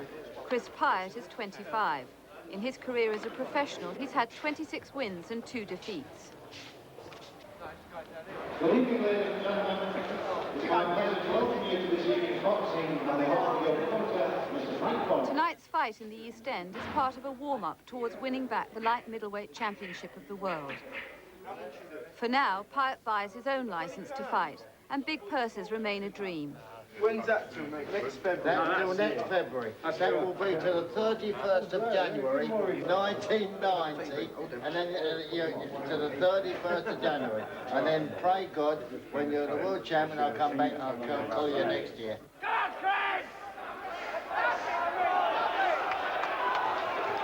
For American Russell Mitchell, it's a long way to come for a brief performance. Chris Pyatt is managed by Frank Warren. Relatively new to boxing, Warren has now broken the monopoly held by Bruno's management, and he's done it by having his own fight shown on ITV. He says the reverses in Chris Pyatt's world ratings can't be explained by his performance inside the ring. Going back to June last year, he had a win, and he was ranked number 9 in the ratings. And then within the course of 2.5 weeks, he had 3 fights and 3 wins, and he was knocked out of the ratings. He wasn't even number 30. What can a boxer do about that? We can't do anything. It affects his chances. I mean, we've complained about it. We managed to get him back in, but I can't understand why he was dropped out. Chris Pyatt, unbeaten again, knocking out his opponent in the 4th round, has his own views. The WBC, I think they're very political, and if you're not managed by the right people, then you know, that tends to happen. It's politics more so than boxing. When you say politics, I mean, what do you mean? Who you're managed by and you're promoting, whatever, you know, if you're sort of either on one side of the fence or the other, then, you know, it helps sort of in which ratings you get. In the States, too, some fighters find they need muscle outside the ring as well as in to beat the system. Tim Witherspoon was managed by the buccaneer of the ghetto, Don King. I'm telling you, you better talk to me because I don't like what's going down here.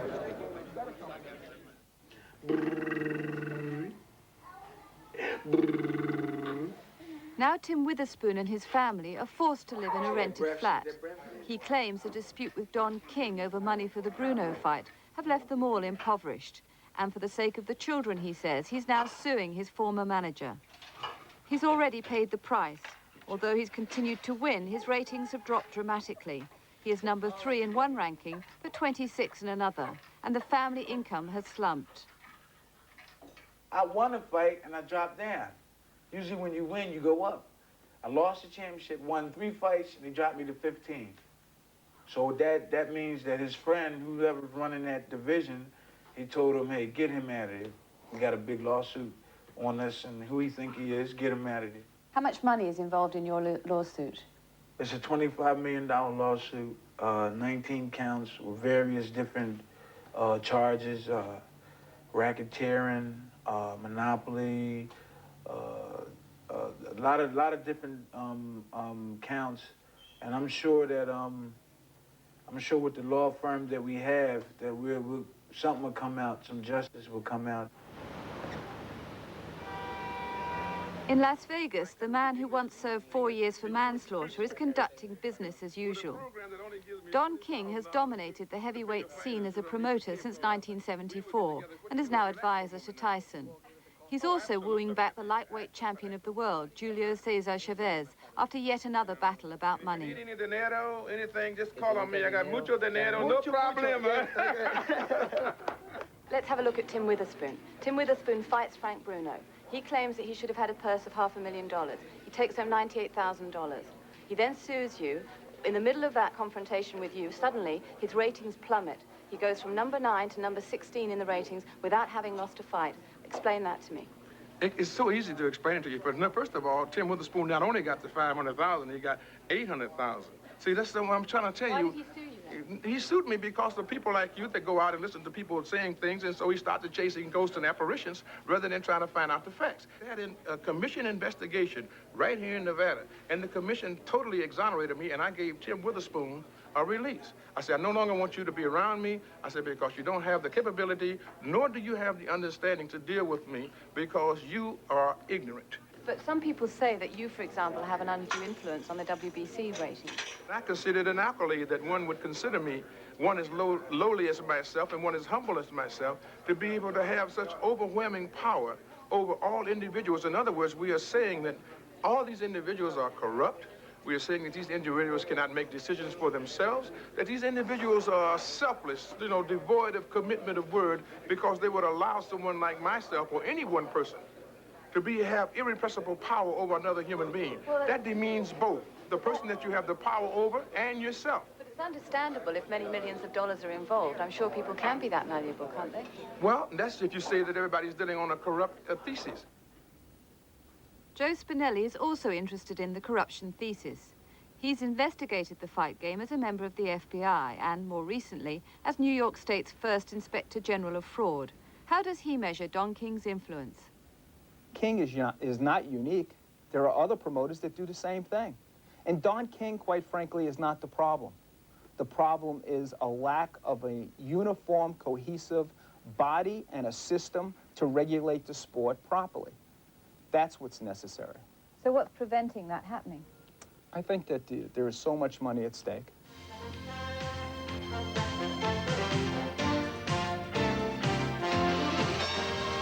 The stake is now huge because of the impact of TV and the cable networks like HBO.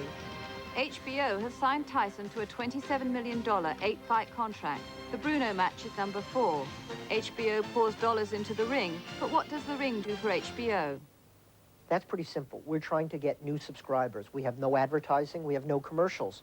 So our goal, my mandate, is to put on programming that's going to attract new subscribers. We have 17 million subscribers in the United States, and we're looking for programming that's going to attract new subscribers.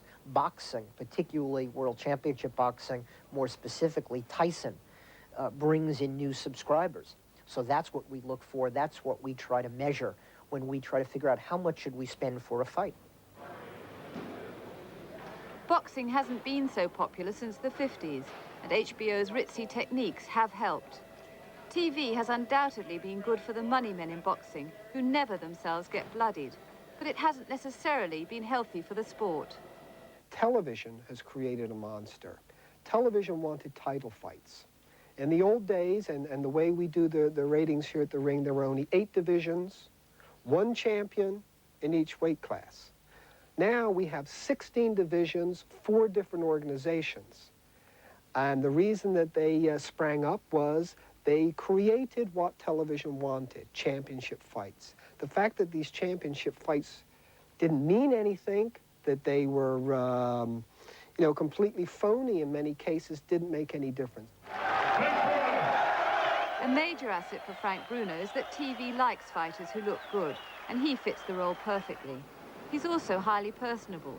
In a string of chat shows in Los Angeles, he sells himself naturally. George, is there any chance to get my bag out? Because I've got to just change my shirt, please. Yeah, please. You do some body popping, yeah? Yeah. Ah! At NBC Studios, he spars with the Shoeshine Man. No, I don't. No, no, I don't want to do that.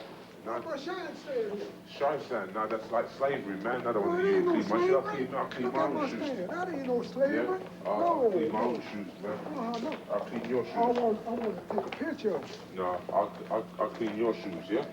No, in other words, tell him I want to take a picture of it. Frank Bruno will be the latest man to try and take Mike Tyson's heavyweight title from him. This fight has been forged by the power of the dollar. But boxing's magnet is there's always just the chance that even the best can be felled. All right, Frank, here's the deal. Many have tried, all have failed. Why will you succeed? The power of personality is not dismissed by Terry Lawless. This is 1989. The days of just having a guy as a boxer was one thing. You know, if you've got a guy with a personality like Frank, then you must be aware of the business aside from boxing. You know, there's a very lucrative side of life, you know, aside from boxing. If you're someone like Frank Bruno, you know, he's done his hard work in making a celebrity of himself, making a name for himself. There's obviously lots of opportunities in television, advertising, sponsorship, that sort of thing, for someone like Frank Bruno. Just how much Bruno and his management will earn from Saturday's fight is not the easiest sum to discover, as a press conference revealed. With respect, that's not your business or their business, that's our business. They're going to ask the questions, they'll ask the questions. Well, they wouldn't get an answer from me. Asking others, these are the figures we've put together. Tyson and Bruno, no matter how brief their time in the ring, have founded a multi-million-dollar industry. The Las Vegas Hilton, the largest hotel in the world, will more than recoup the $7 million it spent to promote the fight. One ticket can cost over £500. And fight fans are traditionally hard gamblers too. Out of the total in the pot for the fight, this will be the share for Bruno and his team. The Las Vegas Hilton pays £2 million to stage the fight. Satellite Express, showing the fight on closed-circuit television in theatres and cinemas in Britain, pays £500,000. BBC TV and Sky pay around another £500,000. Companies such as HP Foods, Mars and Nike may pay as much as £250,000 for Bruno's endorsement.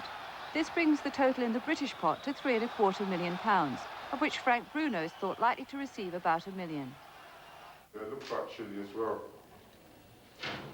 That's it. You like a bit chili here? Show the label. Oh, sorry, oh. Sorry, what? Do you want... In the final days, the selling of Frank, the lad with a lot of sauce, never flags.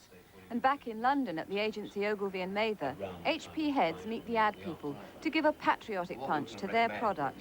In order to, given that immediately before and after... They also discuss the delicacies of defeat and how to make the most of it. On the Saturday, we propose running this advertisement. There's no mistaking Frank's bottle. That reinforces the link between Frank and HP. It also makes a very sort of positive statement. Yeah. The alternative would be, I suppose, we could run one on Sunday, which was both eventualities. Yeah. The question of a topical touch is further complicated because when the first punch is thrown in Las Vegas in the early... To make a career in television as a TV personality. He could even go on to do commentating on sports events, that sort of thing. He's sufficiently well known and loved to have a long future, I think. Why do you think that is? Because we've had other heavyweight contenders and they haven't seemed to have had the same clout as Frank Bruno. I think it's because he's just such a nice guy. If you meet him, he's so personable, so pleasant, so down to earth and honest, and I think people like that. And I think for a long time, since the days of Henry Cooper, we've been looking for a British boxer who can carry the flag and who everyone can be proud of. And it doesn't matter if he's a loser. Exactly. He'll be a winner in anyone's eyes anyway. Frank Bruno on Saturday may find that his #1 rating proves an inadequate shield against the mighty Mike Tyson. In a dangerous profession, you can only admire his courage. But it's a sad day for any sport when the bankable replaces the best, and cash means more than the spirit of genuine competition.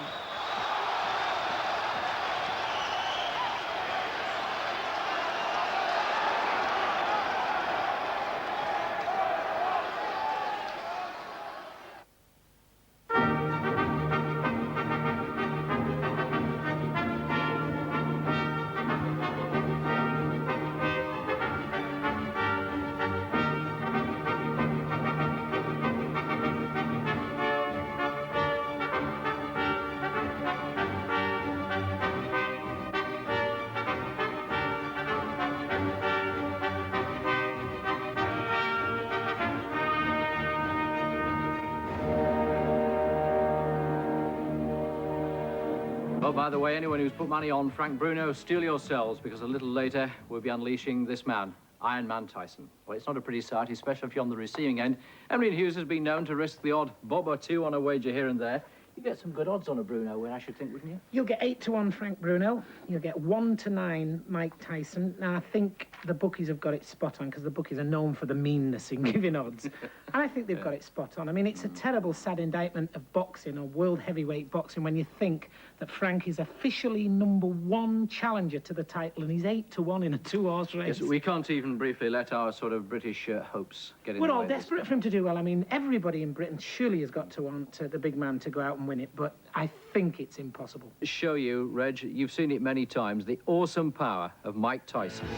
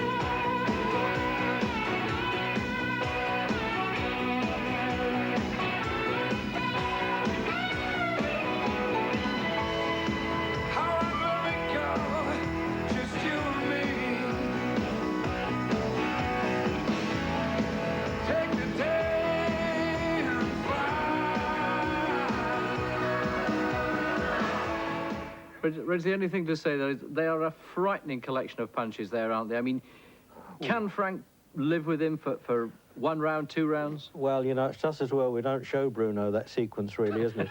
Although I think, in fairness to Bruno, he's seen them, because he does study videos of everybody. He's a great collector, as is Tyson. Tyson's one of the great experts of boxing. Most boxers don't follow the rest of the game, funny enough. They really don't. They don't bother to go to shows. But Tyson's an expert because it's the only thing he knows, the only thing that he controls in life, that he does well, the only thing, really. And I agree with you that it sounds unpatriotic, doesn't it? Because the country love this fellow, Bruno, and rightly so. It's not an image, it is him. He is a nice fellow. Yes, I mean, he's one of the loveliest guys you could ever meet, but what about him turning to the hypnotist? Now, is this boxing hype, or is this genuine, Reg? No, I think it's genuine. I'll tell you why. I don't think Terry Lawless, his manager, would stand for hypes at this stage of the game. Anything that he thought that was going to be harmful to Bruno, he wouldn't do. He doesn't owe the Americans a favour. I mean, he's been, you know, a bit displeased about the way things have gone out there. It's a bit of an unusual one, and he is a serious hypnotist, a medical one, and not really a stage hypnotist.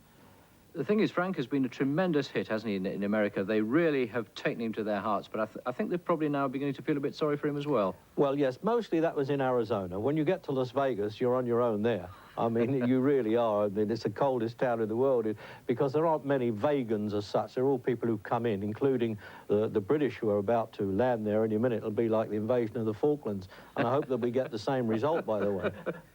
What about old Tyson's out-of-the-ring problems? There's been the much publicised, was it a suicide attempt with the car? There's been all the problems with his actress wife, etc. I mean, has he now put those behind him, and did they happen at the right time for him and the wrong time for Frank? No, you see, I know Tyson well enough. I'm not a close friend or anything. I've known other heavyweight champions more than him. He's not the easiest fellows to get to know, actually. Won't matter one bean with Tyson, because when he comes out of that dressing room, he is so concentrating on what he's about to do. Had it happened to Bruno, he would have been in a terrible state, a similar thing. I doubt if it would, because he's a different type of character. But I've said right from the off, he's sort of burning on the back burner, waiting to get in on this. It won't make the slightest difference to him.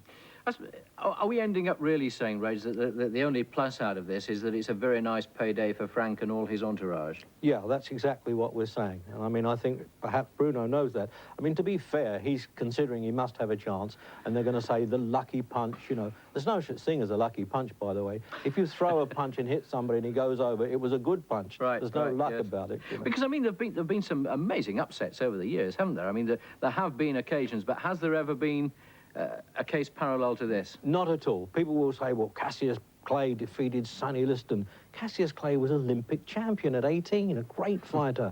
Randolph Turpin defeated the great Sugar Ray Robinson 33-1 to win on points, and he did win on points. But Randy was a far more accomplished boxer than Bruno is. And Tyson is exceptional. He may not have beaten Muhammad Ali at his peak, but he's only 22. Well, Bruno 13-2 underdog, Tyson 9-1. And what I want to know, Reg, is the fight starts at 3. What are you going to do at 3:05? Show the repeat. It sounds a harsh thing. Actually, there have been some terrible jokes, haven't there? The one I do like the best, and I'm sure you'll appreciate it. The latest one in America is, if you've not heard it, if Bruno beats Tyson, America will beat the West Indies at cricket. Now, that probably puts the whole thing in perspective, doesn't it? Oh, dear. I've actually heard Tyson say that his daylight has got more chance of getting past the rooster than Bruno has of getting past me. Reg, has always been a pleasure talking to you, and we do look forward to that fight. I say, it would just be nice to be a bit more positive. Yeah. We wish Frank well, and thanks very much for joining us. Sincerely, I hope Frank can win it. I really do. I sort of feel very depressed all of a sudden, Emily, don't you? That, I mean, you know, Reg just put it all in a nutshell there. He knows these people, he knows the situation, and he says, you know, sorry, Frank, but...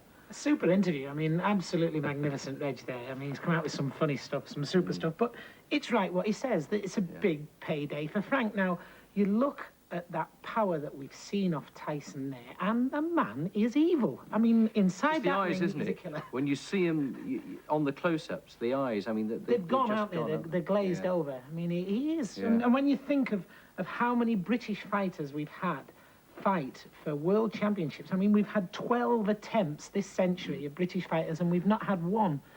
Yes, you said 12 fighters. There've been 1 or 2 that you...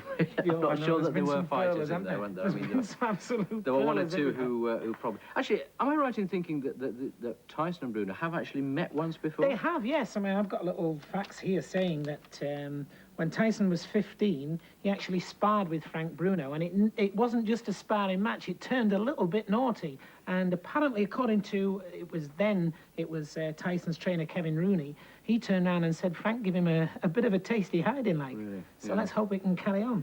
Yes, if he can think back to those days, it might put him in a good frame of mind. And a little funnier side to it, I mean, this is a pearl of this. He's already signed contracts for his next 2 fights. He doesn't think he's going to win, does he? He's taking a chance, isn't he? Incredible. I just take you back. We saw a few minutes ago, George Foreman. I mean, what a state. Those trunks, you could send a scout troop, couldn't you, out for a camp in those trunks. They're unbelievable. What a state to go fighting. He was pregnant, you know. he was hiding his pregnancy. It was just starting to show. It's about 4 months, I think, just starting to show. But, I mean, one of the jokes in America at the moment about Bruno is that he stands there and doesn't do anything. But, I mean, Foreman's not exactly active, is he? No, he's not active, but no. One of the crackers you come out with a pearler before about the West Indies, the one that I like best of all was that they've took Frank's passport away because he can't leave the country before Saturday. Well, as we've said all the way along, it's a tough way to make a million, whichever way you look at it. We keep our fingers crossed for Big Frank. He's a lovely guy. By the way, Central viewers can see a Frank Bruno profile, and that's at 10:35 tonight. Join Emily and me for more Sports World next week. Bye-bye.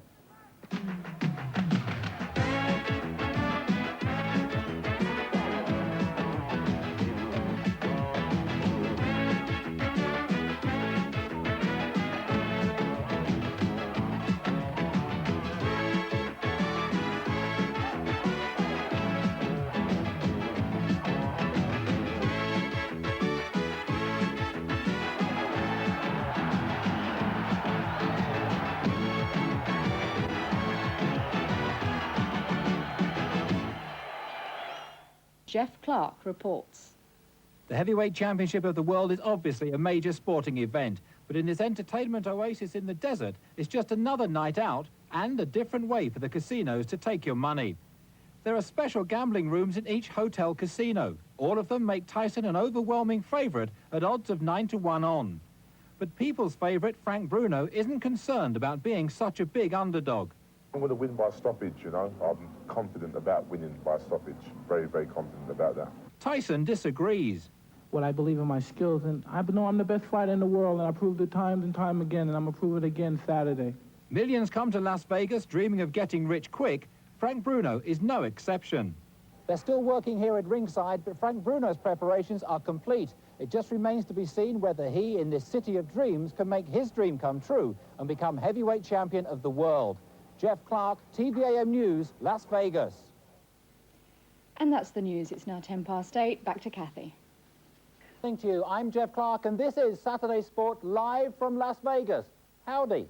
Well, no excuses from us today for concentrating on boxing. After all the cancellations, court arguments, marriage breakdown, and the car crashes, Mike Tyson finally meets Frank Bruno in this gambling city with the heavyweight championship of the world at stake. Well, joining us on the show today, Sugar Ray Leonard, Frank Bruno's trainer George Francis, top American boxing writer Mike Katz, and ITV's Mr. Boxing, Reg Gutteridge. A lot to come then. Well worth your while tuning in. Stay tuned. Now, just a few hours ago, Roberto Duran won his 4th world title at different weight when he beat Iran Barkby on points in Atlantic City to take the WBC middleweight crown. We'll move right on it button. The reason we're here in Las Vegas is to see if Frank Bruno can overcome Mike Tyson and take the world heavyweight title. Now, the fight has been a long time in the making. You remember all the rows, the argy-bargy, all the nonsense that was going on. Originally scheduled for Wembley last autumn, the fight has been postponed a total of 5 times. Mike Staniforth reports. Mike Tyson last fought 8 months ago when he knocked out Michael Spinks in just 91 seconds to retain his heavyweight crown. Bruno was next on the list, but the first postponement came when Tyson injured his fearsome right hand in a street brawl with a previous opponent, Mitch Green. Most of the subsequent fight delays seem to have stemmed from his troubled marriage to actress Robin Givens. She told a spellbound America of the domestic violence. He gets out of control. Throwing, screaming. Does he hit you? He shakes, he pushes, he he swings. Tyson turned to a psychiatrist for treatment, but stressed he wasn't mentally ill. Well, I'm not a psychopath or a maniac or anything. By no means, you know what I mean? For my doctor, you know, I've seen some doctors, and I have a very slight illness that I had all my life. I mean, just being extremely hyper. There was another postponement in September when Tyson suffered head injuries in a car crash. Friends denied it was a suicide attempt. Tyson's personal life had also been thrown into turmoil by the death of Jim Jacobs, his co-manager, but more importantly, a father figure. The heavyweight champion then fell out with the other half of that managerial team, Bill Caton, and relationships there are still strained. These boxing relationships were further upset when Tyson teamed up with flamboyant promoter Don King. Through King's influence, he found religion and was baptized, but he also split with his influential trainer, Kevin Rooney. Tyson's marriage was now heading for divorce. There was a final reconciliation attempt in Vancouver, but that failed, with Tyson none too happy about the inquisitive camera. But the champion has since got back into serious training, and his divorce has now been finalized. He looks in good shape, and his camp say all his troubles are behind him. Bruno, meanwhile, has been waiting and hasn't fought since beating a hugely unimpressive Joe Bugner in October of 1987. Mike Tyson is likely to prove a very different proposition. Certainly, I think he will be a totally different proposition. Good luck, of course, to Frank Bruno. I wonder if he's going to need that luck. We're going to be joined now, right now, to look ahead to the big fight by ITV's Mr. Boxing, Reg Gutteridge, a man who knows a thing or two about the fight game. Reg, welcome.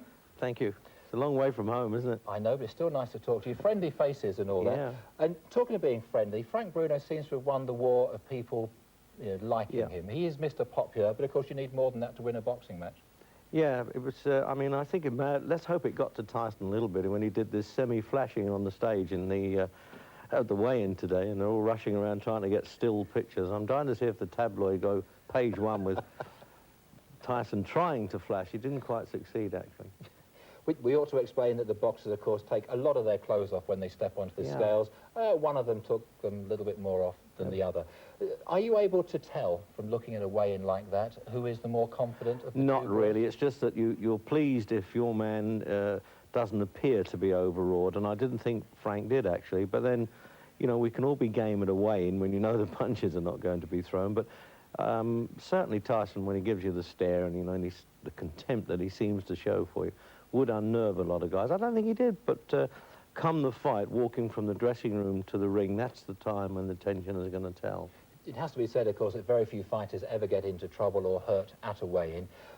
You were at ringside, I was at ringside when Spinks was beaten in 91 seconds. I thought Spinks was scared going into the ring. Is Frank going to be in that situation? Yeah, I don't know about that scared business. I know a lot of people thought that. I just felt that he wanted to try and take it easy for a round or two and then got nailed. I've never heard Spinks say he was scared. I'd rather, perhaps they're right, people thought he was. He certainly looked like he froze, I must admit, but I don't know. And I don't know whether Frank possibly can do it. He does stiffen up in fights. He does get a bit tense because of the way his body's built as well. He is muscular and tends to be really tense, you know. A number of things have to be said. He's confident, he's looking cool. This is Frank, of course. He's looking exceedingly fit, and he's been looking happy the last few days. Yeah, even the bookmakers have, well, it's all this mad rush of English support that he's at out here. It's unbelievable, isn't it? Chanting Bruno, Bruno at the weigh-in, and it's been pulled back from 9.5 to 1 against him, 9 to 1 against him to 6.5 to 1. So it's gradually coming down. Yeah, the odds are changing. We were talking about the weigh-in. Let's have a look at the weigh-in. There he is, Frank. I mean, he's cool, calm, and there are a lot of English boys there cheering him on and booing Tyson. Yeah, they wouldn't do it to his face, though, would they? I'll tell you that. This is the staring you were talking about. I think Frank won this one. Yeah, on the other hand, Tyson quite likes him, but he says, when I get in there, I'm all business, and you have to believe him when he says that. He says he's in the hurt business. Can you imagine saying that to him? Well, I've heard him say it a number of times. The thing that scares me, and I'm nowhere near the ring, is the fact that Tyson calls the ring his workshop. He's going to work. Yeah. Frank doesn't say that. No, that's the thing. He's one of the most knowledgeable boxing people I've ever met, Mike Tyson, not just because he knows what films he's seen and all that. I mean, anybody could do that, but he's aware of everything that's going on in boxing. Frank follows boxing, but I would say that Tyson's an expert. I really do. Right. On Tyson, he's had a bad, what, 8 months? He's had marriage trouble, all the things we know about.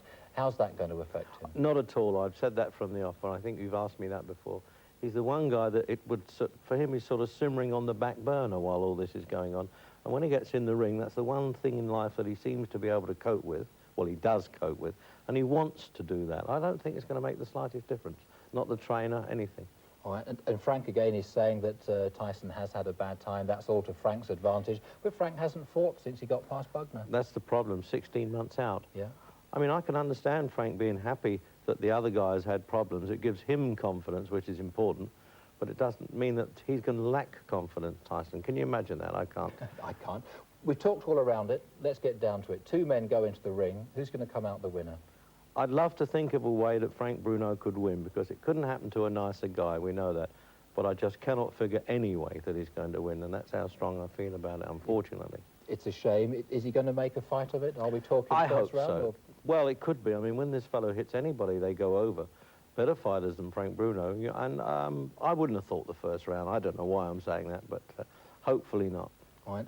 Where do they go from there? Tyson, I mean, who else is there for Tyson to take well, on? They're talking about Jose Ribalta, who went to the 10th round with him when he was coming up, by the way.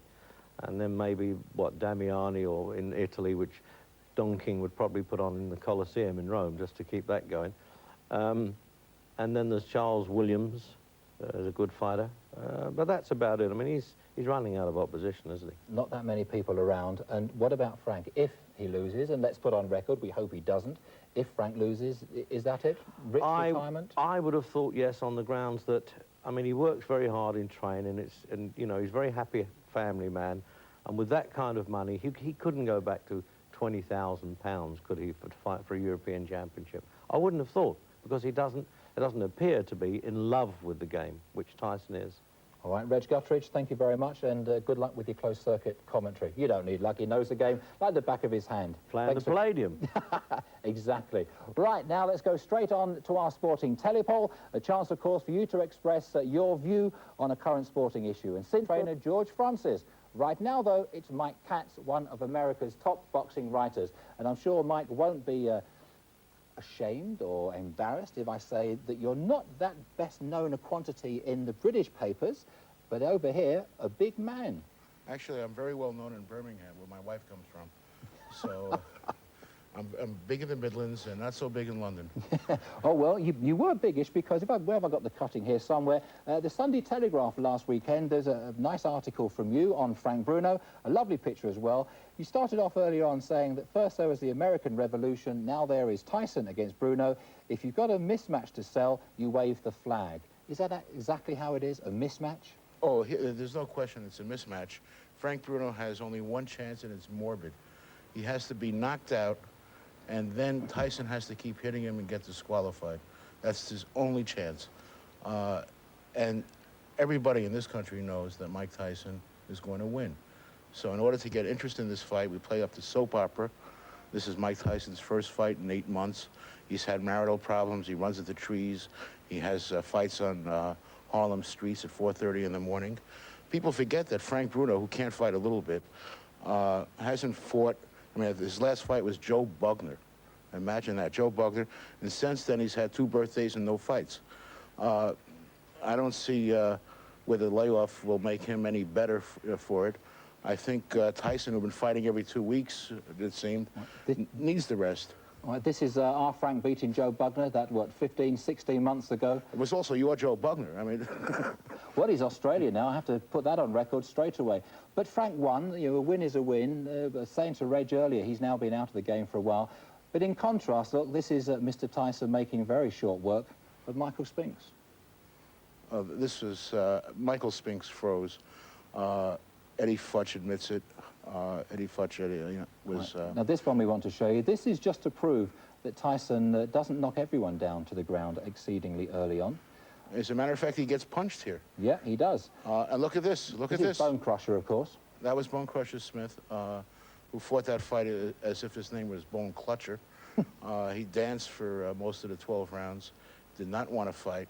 I think he had a big bet on the fight going the distance. There's no question, though, that in order to beat Mike Tyson, you have to hurt him. I think Frank Bruno is the most overrated puncher I've ever seen.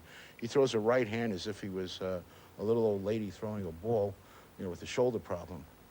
His left hook, it takes so long to get there. Tyson could go out and have another marriage to Robin Givens. If Frank is that bad, then presumably Tyson's never come across someone like this. So Frank has got novelty value on his side. No. I mean, Tyson fought a lot of bad fighters on the way up. And he's fought a lot of bad fighters who were heavyweight champions. This being the era of Mike Tyson and no one else. There's only one guy out there I could even conceive of giving Tyson a fight, never mind beating him. He's on the undercard fighting Trevor Berbick, the old reliable. Yeah. His name is James Buster Douglas. He's 6'4½", weighed 226 pounds, down from 270. And he can punch. He can throw a jab like a telephone pole. He has a very strong, straight right hand. Conceivably, he could hurt Tyson early and make a fight of it. Tyson, believe it or not, I mean, I'm willing to believe that Mike Tyson is a great fighter, but he's never been in a fight yet. So before I bestow that kind of greatness on him, I'd like to see him react when he's hurt. I'd like to see him get off the deck. I'd like to see him fight cut. I'd like to see him fight from behind, you know, on points the way we saw Ali and Dempsey and Lewis. Right. There's just no telling just how good this young man is yet. Well, you're obviously making out no case whatsoever for our Frank. I've got to take up the British cause. What about the case to be made for Tyson being complacent? No, not in the ring. He gets complacent if things go along very well. After a few rounds, he gets bored sometimes. But I think this layoff is going to renew his energy again. I think he needed it after fighting so often for so long. I mean, he turned pro in 1985 and has already had 35 fights. And I think Bruno turned pro about 2-3 years earlier and has only had 34 fights. So he's been active, and I think he needed, at this stage of his career, a little rest, you know, away from the ring. I think he's going to go back there and really feel good about it. All right, now, there's no point in me asking you who you think is going to win, because I think we all know that by now. Oh, Bruno by disqualification. How many rounds? Is Frank going to last a couple of rounds? I originally thought he would go 5 or 6.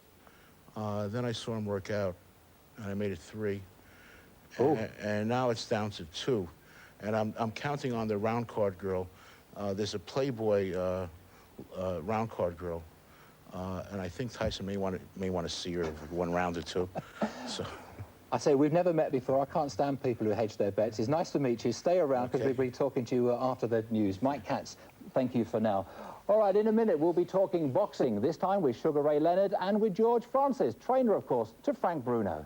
Coming up soon, the world champion, Sugar Ray Leonard. There's a name for you. Right now, though, it's time to welcome a couple of men. The first one we're going to talk to is probably just about the most important man in Las Vegas at the moment. It's George Francis. Why is he important? Well, he's Frank Bruno's trainer. George, hiya, thanks for coming in. My pleasure. What a job you've got on your hands if we're to believe all the experts. No one's giving Frank a dog's chance. I mean, you're not going to write him off, though, are you? No, they're calling it Mission Impossible, but they don't know Frank Bruno. And I think Frank's in the best shape of his life, and I think he's going to surprise the world.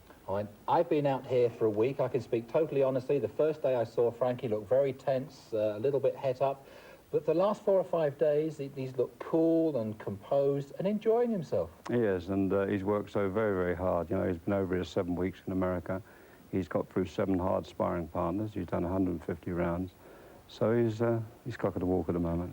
In the last 5 or 6 minutes on the programme, we've had a tirade from the American boxing fraternity in the name of Mike Katz, who is really not giving Frank a chance at all. I'm not going to ask you why, is he going to win, but why do you think he can win? Because I think it's been his dream, and he's worked so hard.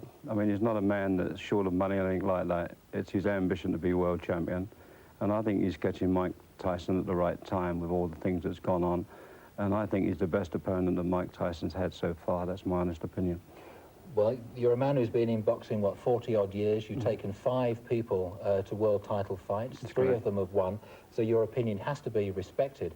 But when you look at someone like Mike Tyson, I mean, the word I always use is he's totally awesome. He is. In fact, you know, when the bell goes, I'll be jumping out of the ring a bit quick myself.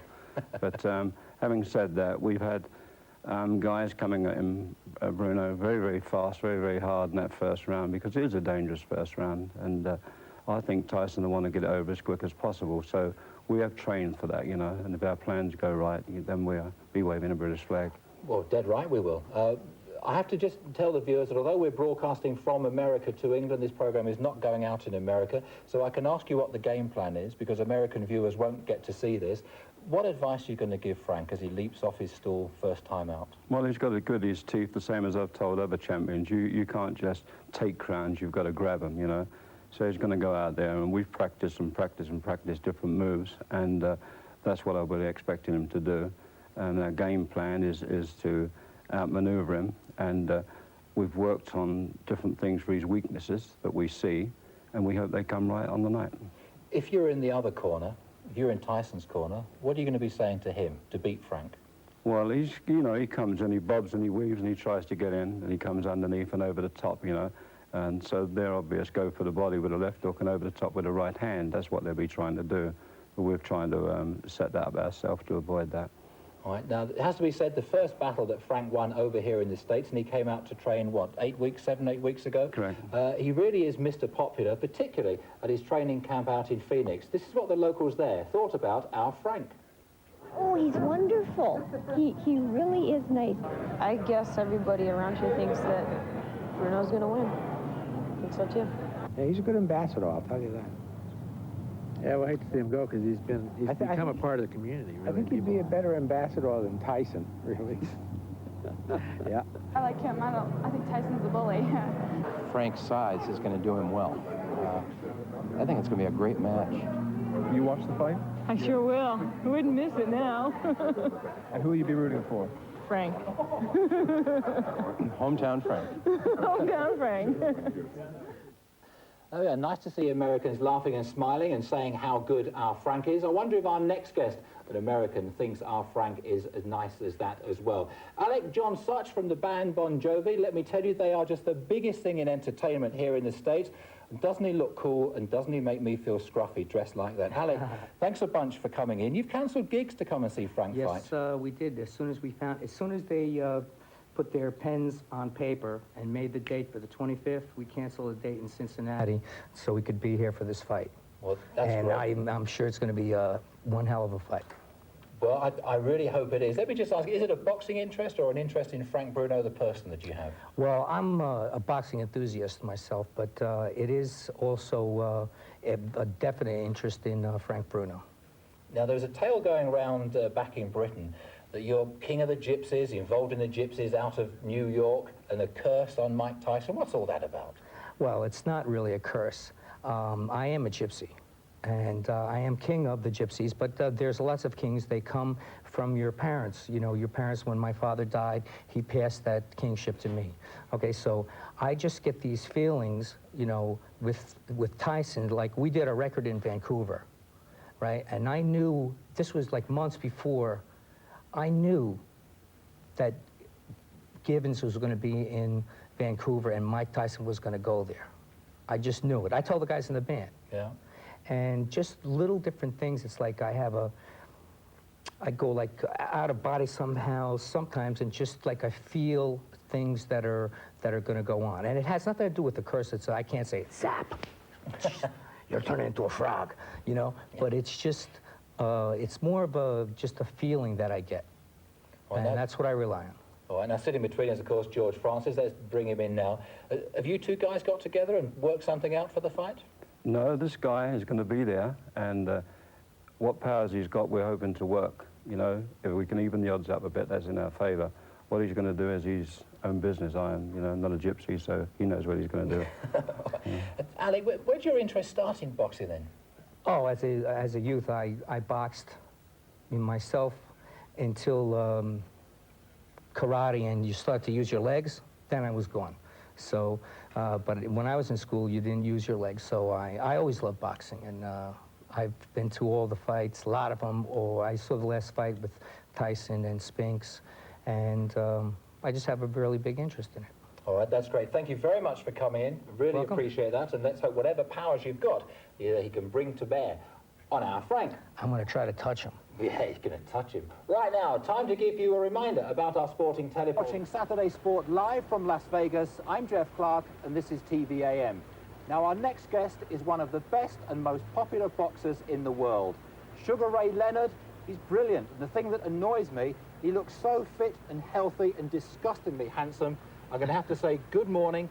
How come you look so good? Well, because I've tried to emulate you for so many years, Jeff, because you've been my idol, man. I watch you here in the States, and my whole family loves you. In fact, my kids want autographs when we finish the interview. Well, I'm happy to give you an autograph, and I'll give you the $10 for the flattery. Thank you. Now, you've had a wonderful career. The thing I have to start by asking you is, why do you go on and on? I still enjoy the sport of boxing, and people have a tendency to say, well, prerequisite of happiness is owning 2 cars, having a large house, having a nice bank account, and having 2 dogs. For me, prerequisite of happiness is doing what I want to do as long as I'm physically and mentally capable of doing it. I enjoy boxing, and I still do it pretty well. You've done everything in the fight game. Does it get harder or easier? From a mental standpoint, it gets difficult, because for me, at the stage of my career, I always need a stimulus. I need someone that's very significant as far as notoriety is concerned for me to be motivated, because I was, from personal experience, I fought a guy, Kevin Howard, from total obscurity, and I wasn't motivated, and it wasn't too impressive performance that I had, but since then I was able to come back and beat Hagler and beat Lalonde. So it has to be a mountain that I need to climb. Now, the public, of course, see all your work in the ring. I would suggest to you that most of a boxer's work goes on outside the ring, in the gym, on the punch bags, and just running up and down roads. Well, there's a great deal that is required to be at your best, and for me, it's always been to practice your craft. I'm always in shape. I try to maintain a certain look, acceptance that is conducive to what champions are all about. Too many times, once a guy has a tendency to retire, he has a tendency to become a little lackadaisical in his physical activities. If I can compare you to Mike Tyson, not in weight, obviously you don't fight in his division, but you see Mike Tyson walking around Vegas, he is surrounded by a colossal entourage. Is that good for a fighter? Well, to each his own. I think it's a matter of what you want around you as far as securities and insecurities. But for me, it's not economically feasible to have an entourage. You're not telling me you're hard up. Yes, I am. So that's why you keep fighting? Well, no, I fight because I enjoy and because I can win. And that's my competitive nature. That's my makeup. That's my personality. How long are you going to go on for? I can't say. And even if I told you, you wouldn't believe me anyway, because I've contradicted myself too many times.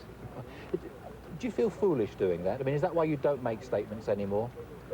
I've learned to never say never again, but I'm a realist, and naturally there's no longevity in the sport of boxing, but for me now, I'm 32, and I'm sure I can do it for another year or so, if I want to.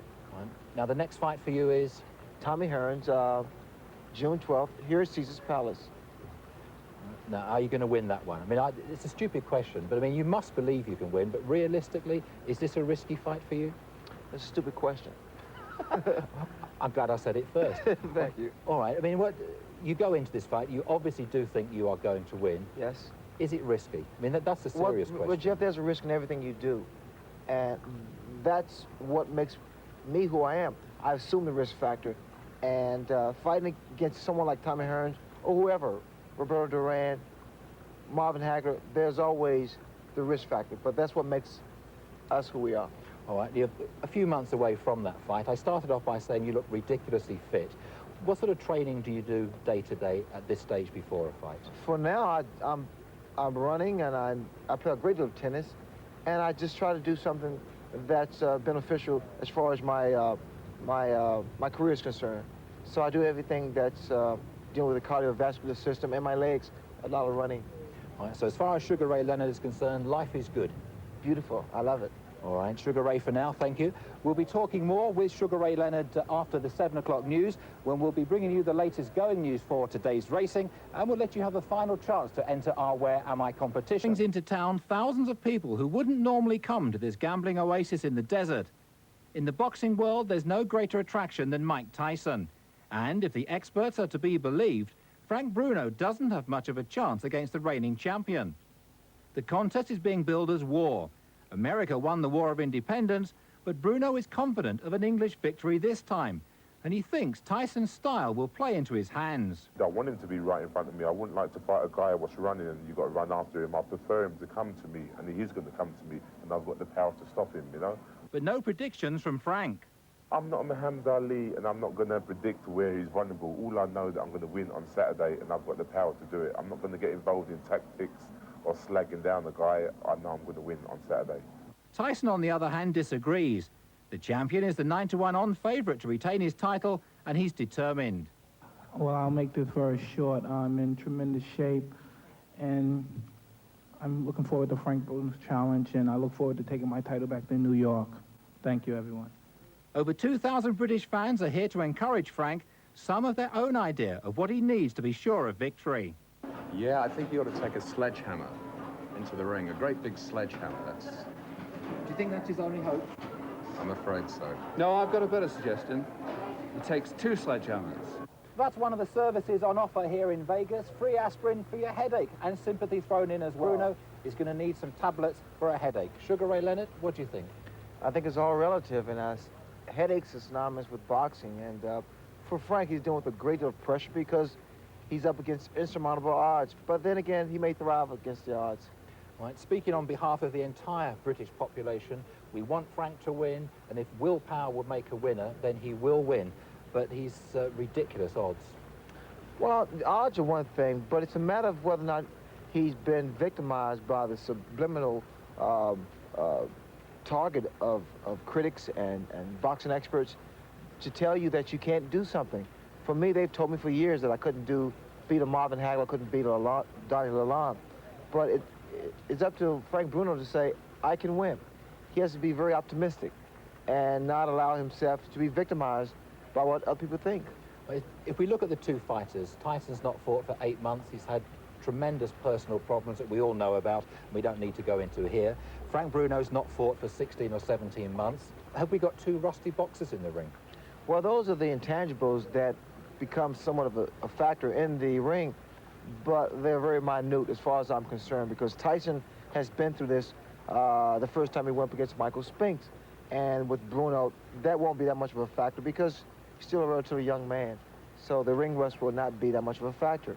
Right. Now, you've sat ringside and seen both boxers fight. How's it going to go? I don't see it going the distance. I think it's going to be a relatively short fight. Both men are capable of hurting the other. Frank Bruno has something going in his favor. He's a very strong, very powerful, and after talking to him yesterday, he seems very confident. With Tyson, Tyson is a man that appears to be impervious to pain. He's a guy that has a great deal of aggression, and he's a champion. He's the epitome of what champions are all about, determination. Now, I saw the fight in Atlantic City where Tyson beat Spinks in, 91 seconds. I swear that Spinks went into the ring, he looked scared. Now, boxers shouldn't do that, but is it controllable?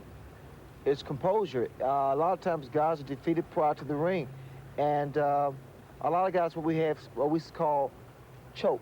That's our terminology. They choke, they freeze up because they can't deal with the reality of facing a champion, let alone Tyson, but facing the atmosphere, facing the anticipation of a mega fight of this magnitude, of this significance. Guys can't always maintain composure. Is it going to be a help for Frank Bruno to walk into the ring with the entire United Kingdom wanting him to win, or is just that added pressure? It's just going to require Frank Bruno. The United Kingdom can't help him. He has to help himself. What about a word on the Tyson camp? I mean, he's changed virtually all of his backroom staff. Is that good or unsettling? Well, you know, there are always changes made in management and boxing and other careers. But I think with Mike Tyson, Tyson is a one-man team anyway. He's a one-man demolition derby. And it won't be that much of a factor with him. All right. Now, as far as Tyson's concerned, I've always described him as the most awesome fighter I have ever seen. What does Frank Bruno need to do to survive? Not cooperate, keep ducking, and one thing is very important. Frank must initiate respect first round. He must make Mike Tyson respect him. If he doesn't, Tyson's going to run through him. If you're in Bruno's corner, what are the last words you'll say to him before you send him out? Do you really want to do this? No. I would say go out there and be the boss. And the key is not just being the boss, but staying the boss. Stay on top. Because Bruno, again, talking to Bruno, he's extremely confident. And that is an edge. All right. If you're in the other corner, if you're in Tyson's corner, and you can get a word in with Don King there, what do you say to Mike Tyson? Do you really want to do this? Go get him, Tiger. Simple as that. Yes. All right. Now, we've talked all around it. Head on the chopping block time. Who is going to win, how, what round? It's easy, this, isn't it? No, well, I tell you, because boxing is so unpredictable, because one punch can turn the whole table around.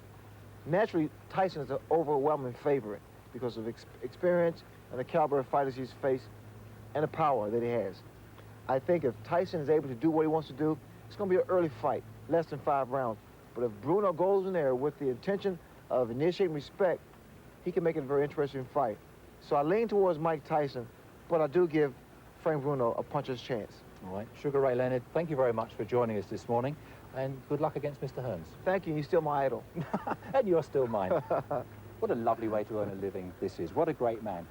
All right, time now then for a whole plethora, nice word that, guest on the settee. Going from my left, George Francis, the Bon Jovi man, Alec John Such, and Mike Katz, the man who's upset you, our viewers. We have had hundreds of calls saying leave our Frank alone. Can't you find it in your heart to give Frank a chance? I would love to give Frank a chance. I think Frank Bruno is one of the nicest young men I've ever met. I hope sincerely he doesn't get hurt. I can't imagine, for example, 2,000 Americans going anywhere to see Mike Tyson, the way his loyal fans have followed him over here. I just, hope I'm wrong. It has happened in the past. I think I had Dewey in 1948 against Truman. I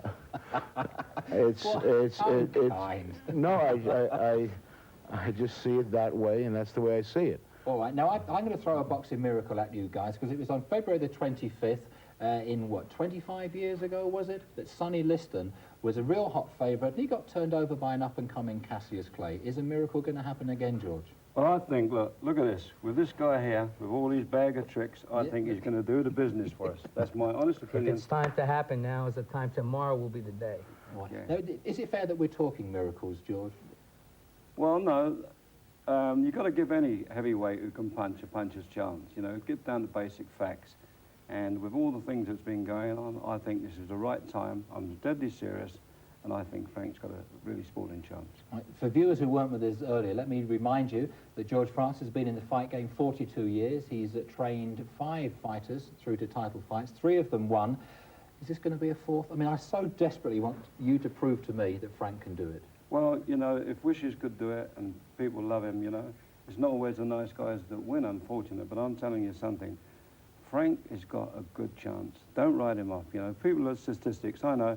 But I brought Berzer Edwards over here. Nobody give us a chance. He said it was lamb at the slaughter, and he come back with a title, So it can happen, and I'm praying, and I hope, and I really feel that we're going to bring it back. All right.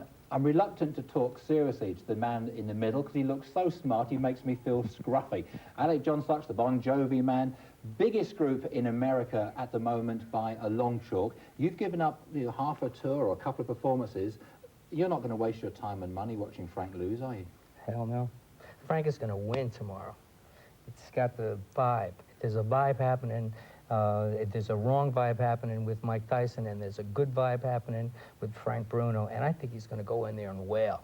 All right, well, that's 2 neutral, 2 neutral votes for Frank. I'll give Mike Katz one more chance to change his mind. Are you convinced yet that our man's going to do it? No, I think Mike Tyson gives me bad vibes also, but that doesn't change what happens in the ring. I think he had more chaotic events going on before he fought Spinks.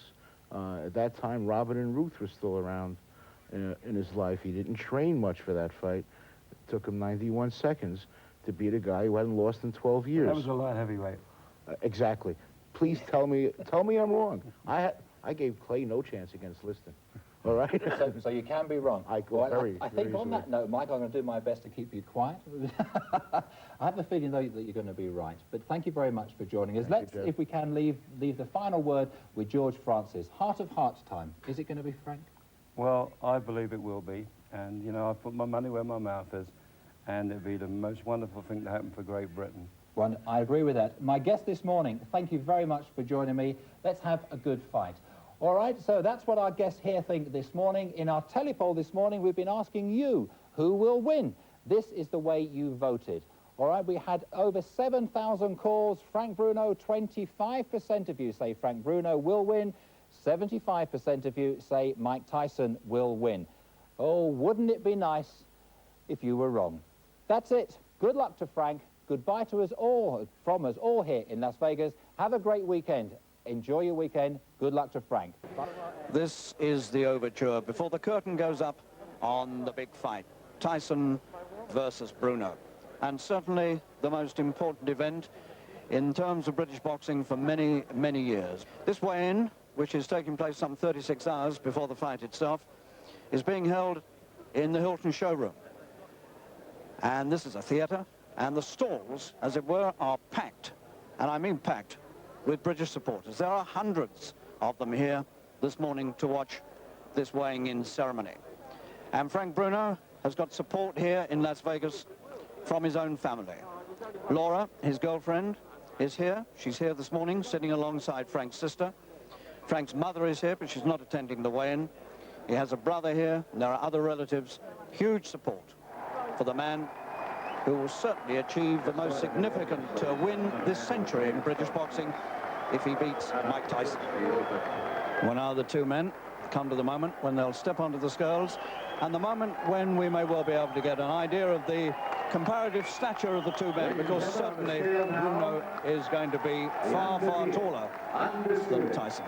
Heavyweight champion of the world from the Catskills, New York, Iron Mike Tyson. And a quick change of mind. They decide that the challenger shall weigh him first. And Frank Bruno doffs the green tracksuit he's been wearing. He's been standing on the stage chewing gum, hardly said a word, looking quiet and collected. And now on the scales, and should go something like 16 stone odd. 16 stone is 224 pounds. Ladies and gentlemen, Frank Bruno weighs in at 228 pounds. Or 16 stone, 4 pounds. Well, for the sake of the British fans, the poundage translated into stones, 16 stone 4. Undefeated heavyweight champion of the world, Mike Tyson. And now Tyson, some 4 inches shorter, and will probably be nearly a stone lighter. Mike Tyson weighs in at an even 218 pounds. 6 pounds under 16 stone. That is 15 stone 8. So he's going to be conceding 10 pounds, and now the first of the pre-fight confrontations, the staring match, the ritual now this has become on these big occasions. And do have to say that the figure of Bruno towers over the stockier figure of Tyson. And so they part, the final meeting before the curtain goes up on the fight itself. So around 15 hours to go, no doubts that champion and challenger are in the peak of condition. The best thing that Bruno can do now is not to listen to the big fight projections.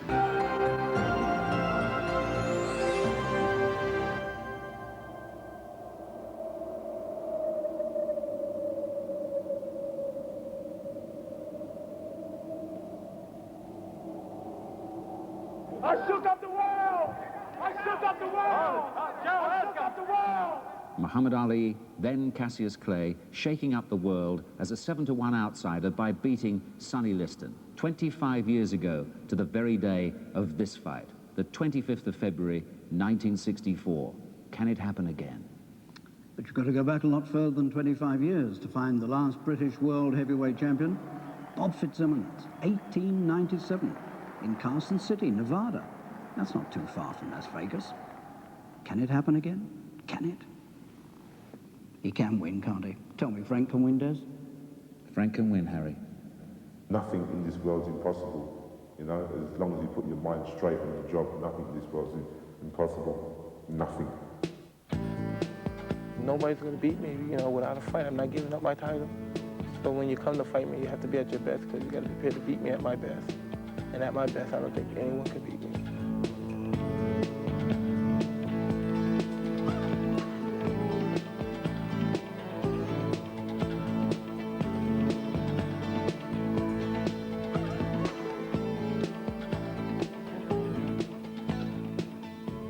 Seems no time at all since Bruno was winning the ABA championship, and he only just about did it too.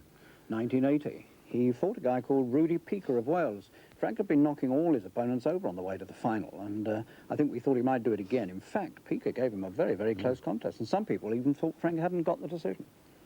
A lot of people think too that that Tyson didn't box as an amateur, but of course he did. In fact, I think he had a few more bouts than Frank did as an amateur, and he actually went to the '84 Olympics, but only as a reserve, because he lost to Henry Tillman along the way. So he boxed as an amateur for a while too. Do you know, it was nearly 2 years before Frank actually went pro. He wanted to go pro in 1980 after that final. But when he went to the board's medical test, they found that he had defective eyesight by their standards. And so Terry Lawless sent him out to Colombia, to Bogota, to a very special surgeon who did a wonderful job on the eye. But it was 1982 before he had his first pro fight. But when he did, it was cool and very quick against a guy from Mexico called Lupe Guerra.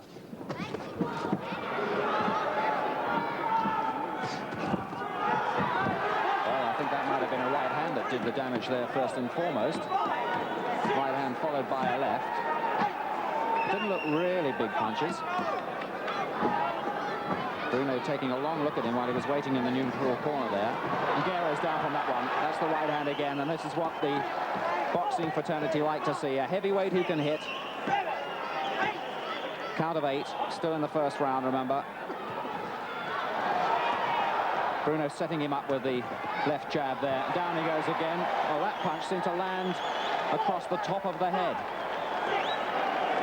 And I don't think he wants to get up from that one. Well, when Bruno was having that fight, Tyson was only about 15 years of age, and his first professional tilt came a little bit later on. It finished in a remarkably similar way. He got $500 for it, and Hector Mercedes was the man suffering that time.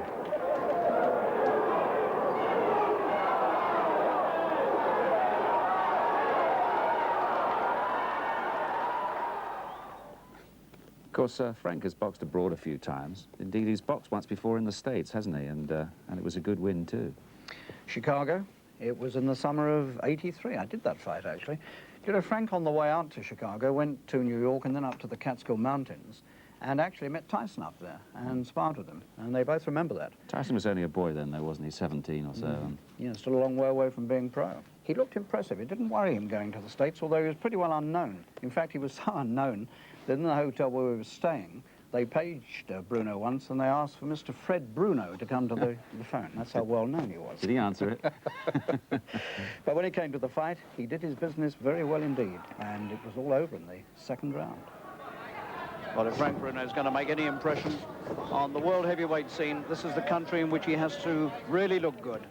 And this fight tonight is, or this afternoon, is vitally important for him.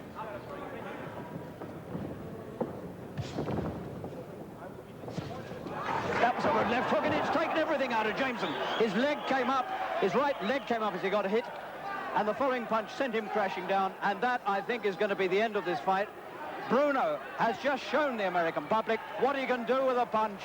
Lawless is delighted. That is an amazing win. As you know, Jameson's a common opponent. Tyson met him some 3 years later. It has to be said, a rather bigger Mike Jameson, and for the first time, Tyson got a little bit of criticism. It was his 17th fight, too, and he didn't bowl him over straight away, but he did get to him in the 5th.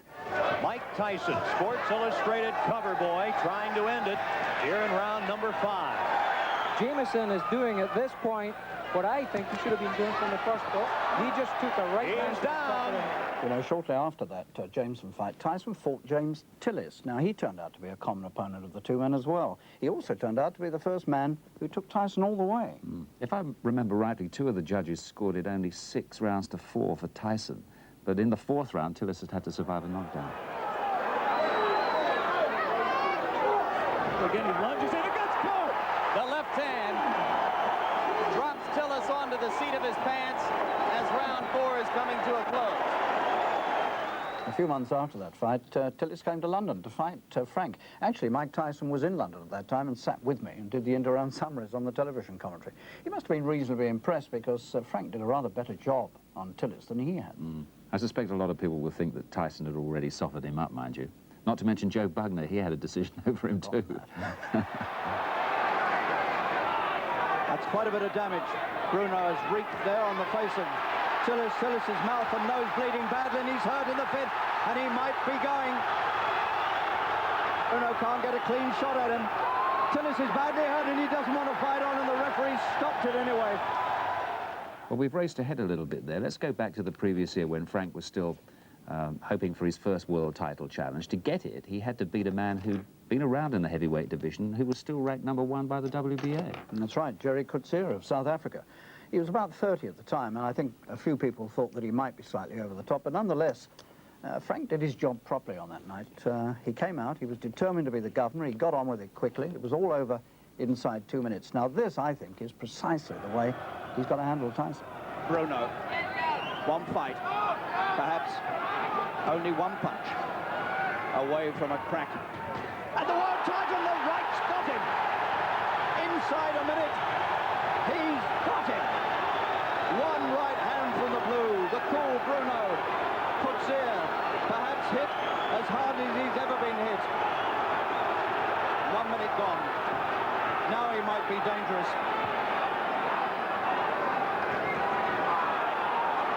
Bruno mustn't get careless. Coetzee's cut underneath the left eye. He's been cut many times in recent fights, and he's cut again. What a start by Bruno. 55 seconds, a right hand, and another. Surely he can't get it over inside a round.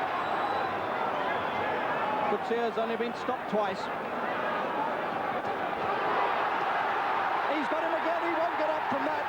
He's stretched out over the photographers. He'll never make it. He's out, out, out. You know, that was such a damaging defeat for Coetzee. He never ever boxed again. That was the same year, incidentally, 86, that Tyson won the World Heavyweight Championship. Only 20, the youngest man ever. The sadness was that Custer Matter, the man who'd taken him off the streets and become his legal guardian, and who'd found the previous youngest champion, Floyd Patterson, wasn't there to see it, was he? Because he'd sadly died. But Trevor Berbick was defending, and he was all over the place in the second round, you remember. That was a right to the body and an uppercut to the head, and Berbick is down.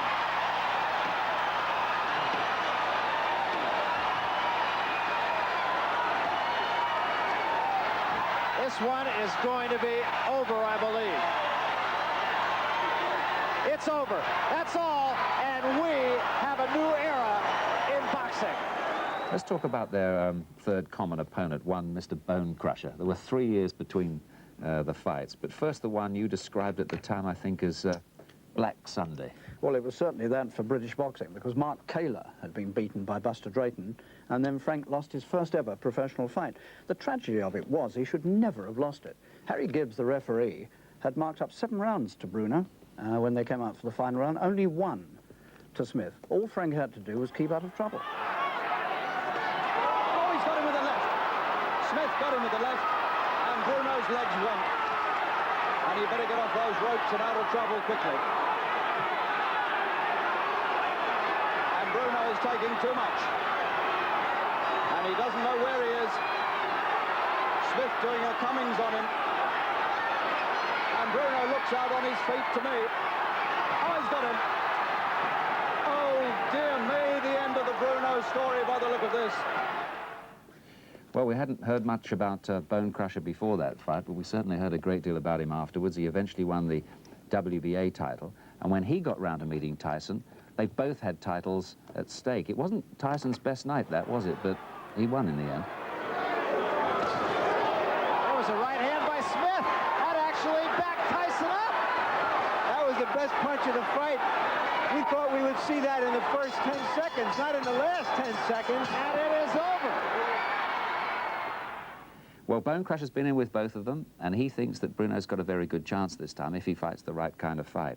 Despite his defeat against Bonecrusher, Bruno's first chance came in the summer of '86. What a night we were hoping for, Harry. Well, that was going to be the night, wasn't it, that Frank would be the first Briton this century to win the World Heavyweight title. And to be fair, I think most of us sitting there felt that for 6 rounds that could happen. He handled Witherspoon very well indeed, particularly with the left jab. He rather dominated Witherspoon in the early rounds with that punch. But he ran out of steam. But even in the 11th, which was the fatal round as far as Frank was concerned, he was still very courageous and he was still taking the fight to Witherspoon. Well, Bruno promised all of us a great fight for the championship, and he wasn't wrong. He has surpassed himself in this fight.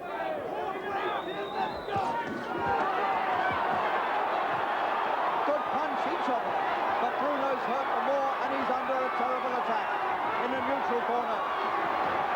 And Bruno is close to defeat at this moment. He's going to go down, he's going to go down.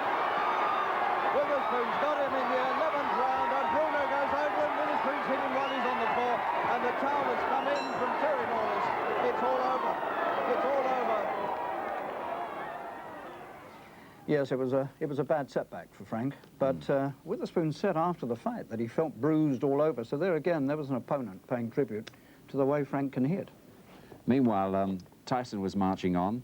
He had the WBA and WBC versions by now, and next up was Pinklon Thomas, a man who'd never been on the deck in his life, had been a champion himself at some stage, but Tyson got to him all right. And a left hand, and that staggered Thomas. And a right hand behind it. Thomas in trouble again. And now Tyson moves in for the kill. 2 uppercuts and a left hand. Thomas trying to hold on. Serious trouble, and down he goes. Do you know, a lot of people reckon that Tony Tucker put up the best display against Tyson so far. This was for the undisputed title. Tucker had the IBF championship. This is a very interesting fight because Tucker's built very much in the mold of Frank Bruno, very tall. A bit more mobile there, perhaps. Possibly a bit more mobile, but you see, he found the way to come out and hurt Tyson in the first round and did it again in the 12th. Tyson finishing with a flourish. And so is Tucker. Great finish to a pretty entertaining evening.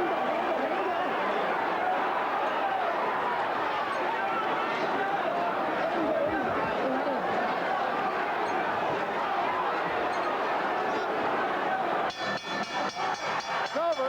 Well, Tony Tucker talked the talk and walked the walk. He fought him. Doing all right, aren't they? Doing very well tonight. We mentioned that Tyson didn't quite make the Olympic team for '84 LA. Tyrrell Biggs did and won that gold medal at super heavyweight, and Biggs was next up for Tyson. He lasted into the 7th. Oh,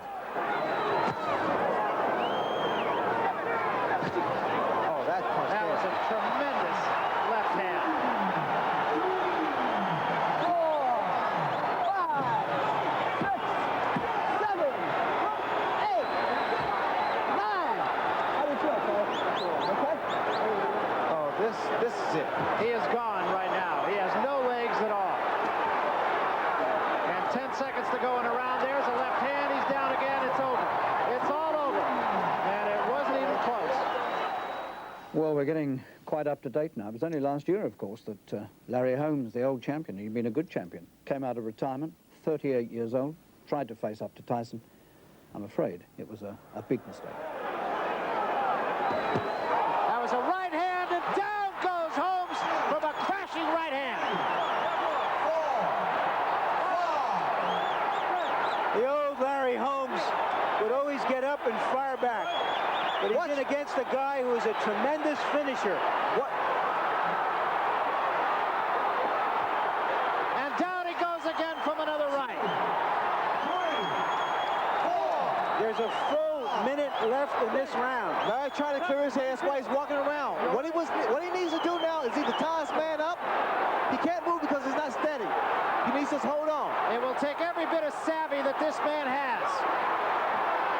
Tries to fight back. Still 40 seconds left. He's still on Quill Street. And took another big right hand.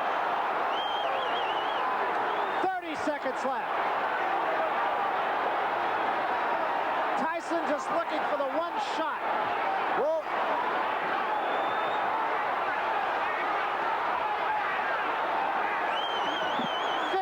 seconds left. Tyson still has to be careful because Larry's... Oh, that shot, that's huge it. Right hand. That should be it. And down goes Holmes, and that's going to be it. It's over. That's all. Well, originally we were hoping that Tyson would make his defense against Bruno in London, but his only defense so far abroad has been in Japan against Tony Tubbs. What a big man Tubbs was, 16 stone 13. Couldn't last beyond the second, though, could he? Both fighters have had their say here. I couldn't tell whether or not the punch hurt. Tubbs is hurt. Tubbs is hurt badly.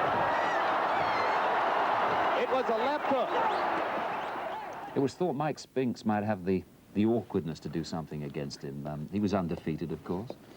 It's a feature of Tyson's fights that the opponents frequently seem to freeze when they come out against him. In fact, Tyson said afterwards that when Spinks got in the ring, you could actually see fear in his eyes. And they're supposed to be big friends outside of the ring. Yeah, with friends like that, who needs enemies? Tyson not afraid, as we expected, and Spinks ready to mix it up with him. Tyson along the ropes doing damage. Michael Spinks has to keep moving because every shot... Uppercut landed inside, and Spinks went down. It was the left uppercut. I was surprised there was a body shot that put him to the canvas. And that is the first time Michael Spinks has ever been down in a professional fight. And he's down again and in serious trouble. A right hand right on the chin. Do you regard Frank as a really dangerous opponent? Well, if I had a dollar for everybody, for every upset that there had been, I would never have to fight again. But I take everyone very serious. I was in the Catskill Mountains and we'd done about 30 rounds there, you know, and the first time I ever sparred with him was about 2 years previous to that. And I'd only done 2 rounds that time, but when we went to the Catskill Mountains, we'd done about 25 rounds, and it was very, very good. And Terry was there at the time, and Terry goes, oh, you better take it easy on this kid, because Cuss said that he's just coming up, so you better, you know, just go, we're going to do about 4 or 6 rounds. And the nutter come out, like, for 2 rounds, and Cuss either pulled him out. Yeah, we were just 2 young guys, and it was interesting. But when we went to the Catskill Mountains, you know, I got my own back, I think. I say he's a good guy. I mean, this is a business that we go through. I'm sure Frank must have landed a shot or 2. It was 5 years ago. It was very difficult to remember. I mean, I fought a couple of guys that I liked. I liked Michael Spinks a great deal. I admired him a great deal, watching him as I was a kid. You know, I mean, having a great deal of admiration for him. But, you know, I mean, this is our business. I mean, if he wins, he goes up. If I win, I move up another step. That's the objective. It seems to me, when a lot of people fight Tyson, that they freeze. Now, people are saying that this might happen to you. No, Harry, I don't think it will, because you've been in with the guy. I've been in with the guy, and I feel confident about going in with the guy. He's just a human being like you. He's a human being. He wears shoes, he wears socks. And as I say, you keep on repeating it, I've been in with him, and I know him. And I'm not going to get into that sort of, like, bandwagon, like, oh, Tyson this, Iron Mike this, Iron that. You don't realise that the guy had a car crash. He damaged his hand. He broke up with his wife. All his mind is not on the game. On this fight, his mind not conditioned for this fight. And I was confident before all this happened. And I think this is a peak time to beat a Mike Tyson, Harry. You know, I really do believe so. Now, he's a tall guy. He's going to be several inches taller than you. He's got a lot of reach on you. Now, does that pose problems for you, or do you think that might be difficult for him because you're that much shorter? Well, height doesn't bother me at all. You know what I mean? Sometimes they say the disadvantage, but I use my height as my advantage as far as making the guy draw his punches. I've seen today sparring partners who are built a bit like Tyson. They're short. And you're obviously going to have a problem because the man is going to be much shorter. Yeah, much shorter, yeah. What are you doing? What are your tactics to try and get to somebody like Tyson when you've got to punch down all the time? You've got to box and be aggressive, but very, very constructive. That is my plan when I'm going in that fight, you know? From the first bell, I've got to be very aggressive, very alert, very confident, and no hesitation at all, you know, going into that fight. That's what we're playing, and I can't tell you too much, more than that, Harry, because there might be some Americans in London watching and phoning over. You see, you've had 16 wins in the first round. I just wonder whether in your mind you might be thinking this will be 17. Well, if they come, they come. That's all. If it comes, it comes. I don't look for the first round, but when they come, they come. Do you have a picture in your mind as how he might come at you, how he might fight? Well, there's either two ways. He could either run and try to stink the fight out, or he could just come and fight. There's only two ways he can fight. He says he's very confident. He says because he's met you and sparred with you that he's not going to freeze, as some of your opponents seem to do. So he could well come out shooting. Would that suit you? And I would love that. You know what I mean? Please let him help himself. You prefer the guys who come straight out at you, do you? Oh, God, absolutely. I won't have to look for him. He won't have to look for me. Yeah, you see, Bone Crusher Smith gave you a difficult time, didn't he? And Frank dealt with him quite well for 9 rounds. Well, he fought Frank a lot differently than he fought me. He's very terrified, I say, when he fought me, and he didn't fight. Why do you think fighters are terrified of you? I'm not saying, I'm saying he was. He was terrified. But why do you think that is? Why should people be terrified? I couldn't tell you. No, I'm going to tell you. They know that I'm the best fighter in the world, and then I knew it ain't chump. I've been training for a long time. Mentally, I feel very, very strong. Physically, I feel very strong. I need to polish up on a few little things in the gym. I know that I've got to move and sharpen up, and I know I've got an animal coming in at me, but I'm very confident because I've been in with that animal before, Harry, and that's no bull. Well, you've always said that there's no one around it that can possibly beat you, and you obviously still feel that. Absolutely. Is there one danger man around in the world, perhaps, that you look at and think, well, one day I might meet him, he might be the one? Is there anybody like that? Well, whoever it is, I'll be here. I won't be running. If you beat Tyson, and you are the world... You've got to try and put positive... When you beat Tyson, and you are the world heavyweight champion, what is that going to mean to you? And I don't mean in terms of money, right, because that's taken for granted. You'll make a lot of money. You've already made a lot of money. But what does it mean to you to be the guy at the top? This life is always about fantasizing, you know what I mean, and dreaming and things like that. You know, when you're a kid, you always dream about something, but in this world, nothing in this world's impossible. You know, as long as you put your mind straight on the job, nothing in this world's impossible. Nothing. That's what I think. Nothing in this world's impossible. So what do you see? Do you see a short fight? Or Tyson victorious, no doubt about it. And victorious again. You're going to fight a lot from now on? You're going to... Absolutely. I mean, this was an unfortunate situation that happened when I took this time off. But like I said, we'll be back. Are you a different person because of all the things you've been through? Are you a vast... Absolutely. In what way are you a different person? I've learned, like I said, I learned a great deal about myself going through those tribulations. And can I tell you something? I'm glad. I wouldn't want to change that hands of times. I'm so happy, and I look forward for the fact that God put me in a situation where I went through this and I survived. You know what I mean? Some people go through this and they don't survive, they kill themselves, or they're just walking zombies, they throw their lives away. And I'm coming through with bright colors. And recently you were baptized, so that's a very important thing in your life now, religion. Yes, it is. Can you tell me, what does religion give to you? Well, it gives me a whole sense of objectiveness in life in general, because, you know what I mean, I'm nothing. People look at you, have success, you have wealth, but you know what I mean, there's a creator, you know what I mean, and he makes this happen, and he makes the roses blossom, he makes the clouds sunny, and it's just a great admiration to know that I'm a child of the Lord. And do you think when you go into the ring that God is on your side and not maybe on the opponent? I'm not that foolish and egotistic enough to believe that, because we're all God's children. You know what I mean? But the faith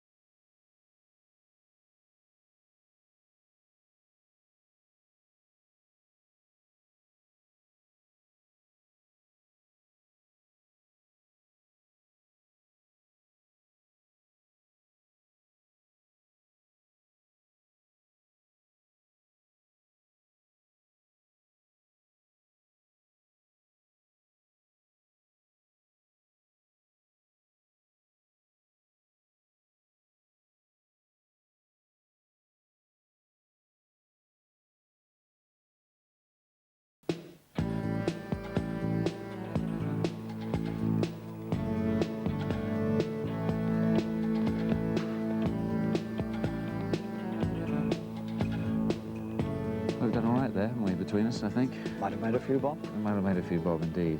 I suppose Britain has some sort of claim on the heavyweight championship going right back into the last century, but it's a half-hearted one in a sense, isn't it, with Bob Fitzsimmons? Well, I think if anybody remembers it, they would have to be over 100 years old today. It was in 1897 in Carson City, Nevada, not all that far from where Frank and Tyson are going to meet. Bob Fitzsimmons and James J. Corbett, Gentleman Jim. By all accounts, Fitzsimmons wasn't much of a physical specimen. In fact, he'd won the middleweight title, world title. And he was light heavyweight champ after, wasn't he? He won the light heavyweight championship when he was over 40. He was 30-odd when he met Corbett. And his wife was there. Now, his wife's name was Rose, and she sat at the ringside throughout this fight and is alleged to have screamed out all the way through, "Hit him in the slats, Bob, hit him in the slats," which I suppose was the ribs. I hope so. And in fact, quite late, quite late in the fight, he did execute this sort of double shuffle almost, and he turned southpaw and whammed the left hand right up in the midriff of Corbett. And the doctor examined Corbett afterwards, said he'd been hit in the solar plexus, and apparently nobody at that time had ever heard of the solar plexus, but it became a place where you aimed for in future, right up what they used to call the belly.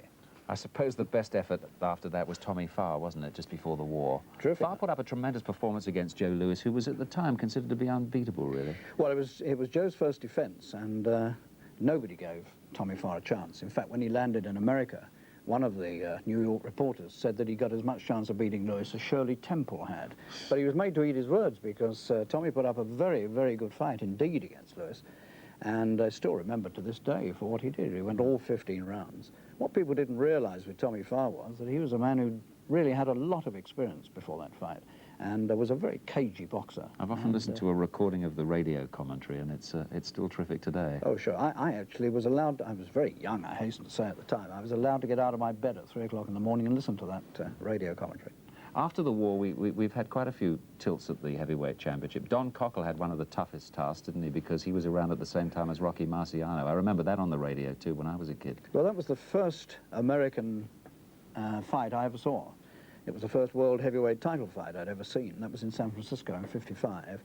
And again, in America, nobody gave Cockle a chance at all. But he stood up very well to Marciano. He took him 9 rounds. And that was no mean performance because Archie Moore fought him after that and he went 9 rounds. And Don was a very, very courageous man. And incidentally, Marciano was a very dirty fighter, as I think Tyson can be. Both dead now, alas. But I suppose by today's standards, they were really only cruiserweights, weren't they? 13 and some stone. Well, all the heavyweights have grown up enormously now. I mean, Henry Cooper barely weighed 14 stone throughout his career. Marciano was under 14 stone. But nowadays, unless you stand about 6'3" and you weigh about 16 stone, you haven't got much chance of getting up there. The one exception, of course, amazingly, is Tyson, who's a very small man, you know, height-wise, yes, for a heavyweight champion these days. Well, we've had a good few other tilts. Henry had a go. And Brian London had 2 goes, didn't he? Yes, he did. One in Indianapolis and one here in London against Ali, one against Patterson. He did much better against Patterson in Indianapolis than he did against Ali. Indeed he did. And Joe Bugner, of course, had a go in Kuala Lumpur. I think you saw. I wasn't there. I was at the ringside that day. It was an afternoon, very hot day. And at the end of it, Ali won on points over 15 rounds. But at the end of it, Ali was absolutely exhausted and was sort of taken back and laid down and attended. And Bugner went back to the hotel and did laps of the swimming pool up and down. And one felt he got badly criticised afterwards for not giving his all. And I think it was fair criticism at the time. But Ali won it well. And then Richard Dunn had a stab in Munich. I was at that fight too, and Richard had a hypnotist who'd convinced him he could win. It was an interesting story at the time. Richard went out thinking he could win, I think. And to be fair, I thought he had a go. And he certainly caught Ali with a few punches, but he eventually got stopped, I think, around about the 6th round. Yes, I didn't actually go to that one. Funny enough, I said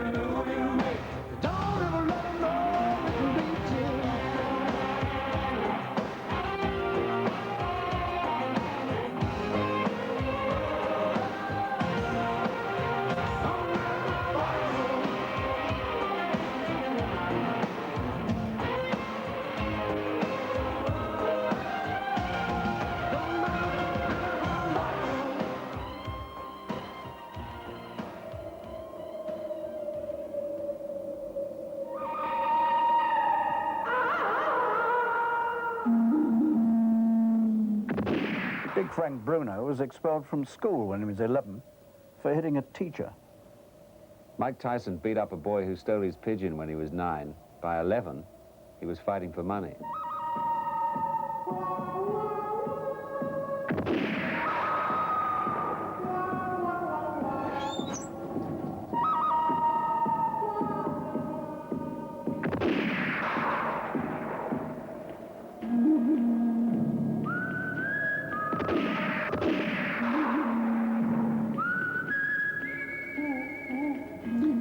Frank became the British amateur heavyweight champion, the youngest ever, at the age of 18.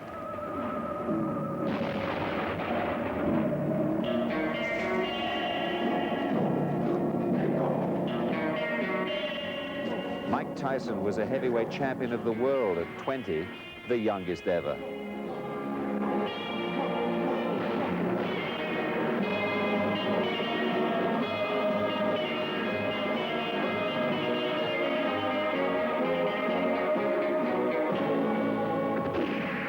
Years ago, Floyd Patterson, the former heavyweight champion of the world, predicted that Big Frank would go all the way to the top. And he ain't a bad judge. Angelo Dundee, the man behind the great Muhammad Ali, has said he's never seen combination punching like Tyson's. Each punch, he said, seems to be delivered with murderous intent. And he's not a bad judge either.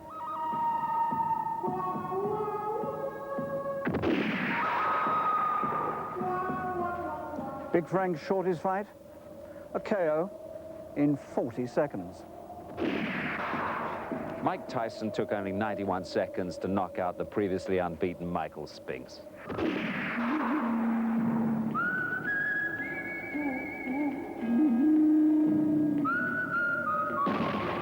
Frank Bruno's had 32 wins in 34 fights. And in all those wins, only one man went the distance. Mike Tyson is 35-0. 31 KOs.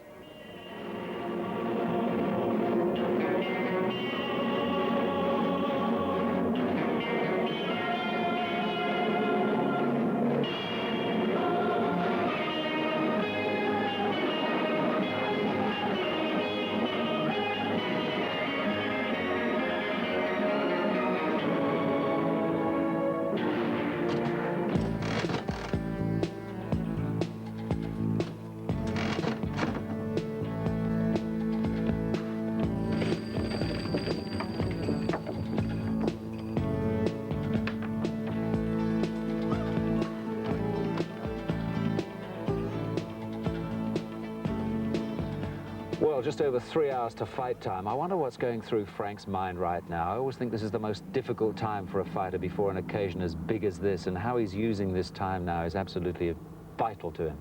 Yes, it's the essential point. We don't know what's in his mind. He's got two options. He can either come out and have a real go in the first round, all guns firing, or he might opt for the cautious approach, get behind the jab. He's got a lot of advantages physically. He might try to use them and make it go a little way. I'd love to see him have a crack in that opening round. Instead of trying to box and trying to make it last, I'd love to see him show some authority and catch Tyson with a couple of good cracks in that opening round. I think that's right. If he's looking for a win, he's got to come out punching. It's the only chance, I suspect. He's not going to outbox him. He's really got to come out, guns blazing. This is the big chance. Why not have a go? The great worry, of course, for him will be that if he takes risk in the first round, he might get caught himself. It might all be very embarrassing, a quick finish and a rather embarrassing defeat. For that reason, I've got a feeling he'll try and stick around, and he might still be there in the middle rounds, Frank. I don't think he'd lose any respect. If people saw that he came off the stool determined to have a go, even if he got beaten in the first round, people would say, well, he tried. And that's all you can do. The winner and new heavyweight champion of the world from London, England, Frank Bruno. The winner and still the undisputed, undefeated heavyweight champion of the world, Iron Mike Tyson.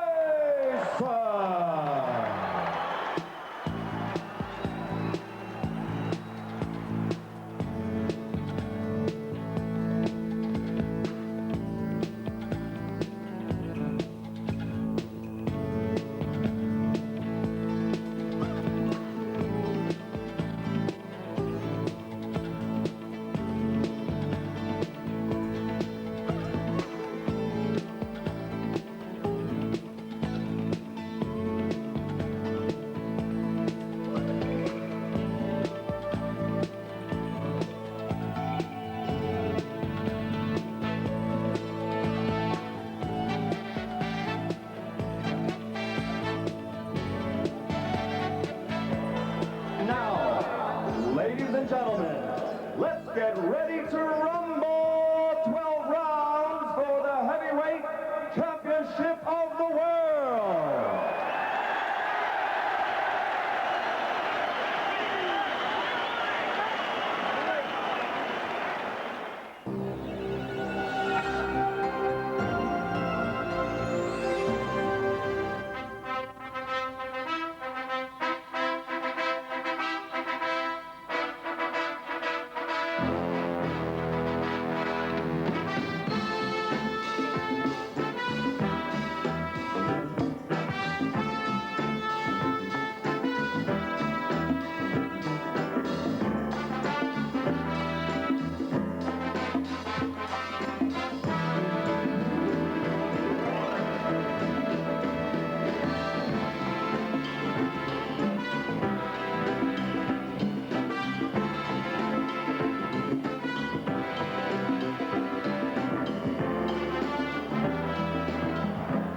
In the early hours of the morning British time, there was an extraordinary battle here in Las Vegas for the undisputed heavyweight championship of the world between Frank Bruno and Mike Tyson. I'm not going to spoil it for those of you who don't know what happened by hinting at the result. Sufficient to say that it was thrilling and at times quite awesome. Let's pick up the action as the fighters enter the arena here at the Hilton Hotel with Harry Carpenter.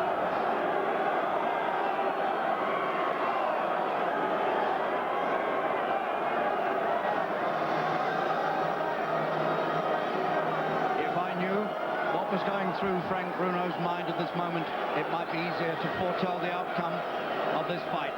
Bruno is on his way to the ring. The most important night of his life. A momentous occasion in the history of British boxing. And between 2,000 and 3,000 pairs of fingers crossed in this arena for the next few minutes. Because there are nearly 3,000 British fans in this Hilton Centre Arena, which holds almost 10,000. So nearly a third, we estimate, of this crowd are British. And they're making their presence felt now as Bruno makes his way impassively to the ring. He looks calm. He's muttering something to himself. But he looks calm enough. Will it be the same when the bell goes?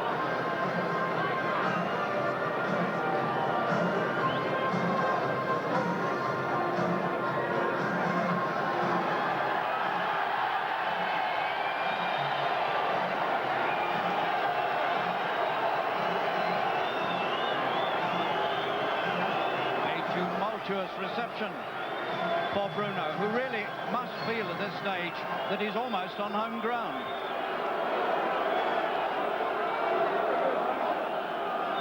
He's been out here for weeks. First in Arizona at that friendly Fountain Hills camp where the cactus grow, and latterly here in the gaudy city of Las Vegas. He's been staying in this hotel, the Las Vegas Hilton. And he looks in pretty good shape as he shadow boxes in this ring and waits for the champion to make his way to the ring. Muhammad Ali is here watching this. So is another former heavyweight champion, Larry Holmes. Sugar Ray Leonard, the current world super middleweight champion, is here working for one of the American television companies. We've had the anthems, they played them earlier, and the British contingent did us proud. Now, Mike Tyson, Iron Mike Tyson, the man who seems to intimidate all his opponents, makes his way to the ring, still only 22, 35 fights, 35 wins, and all bar 4 of them have been inside the distance. He strides purposefully to the ring, no dressing gown. Absolutely a stark, raw, fighting man, a throwback to the old days.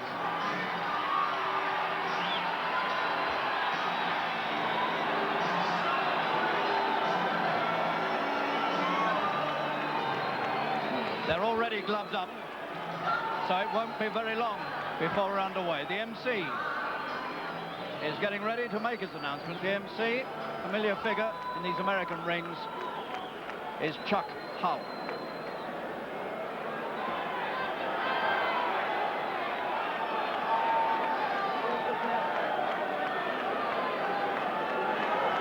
Tyson scorning any top cover. Quite astonishing. No socks, just those plain black ring boots, the somber black trunks. A man who's come to work in the place he understands best. 8 months since he fought, and 16 months since Bruno fought. Can Bruno pull off the greatest British win of this century? Will he be the first man to capture the world heavyweight crown since Bob Fitzsimmons did it back in 1897, and only 200 or 300 miles from here at that, in Carson City, when he beat James J. Corbett. Tyson has predicted a quick win. Now everything depends on whether Bruno is sufficiently psyched up and calm and confident enough. Bruno's eyeing him as Tyson walks around this ring. He doesn't look like a man on the edge of despair, as so many Tyson's opponents have. And Tyson, meanwhile, keeps prowling the ring. Here's the announcement. Ladies and gentlemen, and welcome to the Hilton Center of the Las Vegas Hilton Hotel, where tonight the Hilton Corporation presents an evening of World Championship Boxing. This bout is sanctioned by the WBC, the WBA, and the IBF, and by the Nevada State Athletic Commission. Elias Garnham, chairman. The commissioners at ringside this evening are Dr. James Nave, Dwayne Ford, Freddie Little, and Jay Nady. The executive director is Chuck Minker. This fight sanctioned by the WBC, Jose Suleiman, president, the supervisor, James Nave. By the International Boxing Federation, Bobby Lee, president, Al Goodman, supervisor, and by the WBA, President Gilberto Mendoza, and the supervisors are Dr. James Nave and Santiago Chicas. The officials are signed by the governing bodies for the next bout of the evening. The judges are Jerry Roth of Las Vegas, Omar Mintun of Mexico, Rodolfo Maldonado of Panama. The timekeeper is Mike Lachella. Counting at the knockdowns, Mike Morabito. The attending physicians at ringside, Doctors Flip Omansky, Donald Romeo, and James Game. And your referee is Richard Steele. This is the main event of the evening. 12 rounds of boxing for the undisputed heavyweight championship of the world. Introducing, in the blue corner, fighting out of London, England, weighing in at 228 pounds, or 16 stone 4 pounds, with a professional record of 32 wins, 2 defeats, with 31 KOs. Ladies and gentlemen, he is rated #1 in the world by the WBC. He is the challenger, Frank Bruno.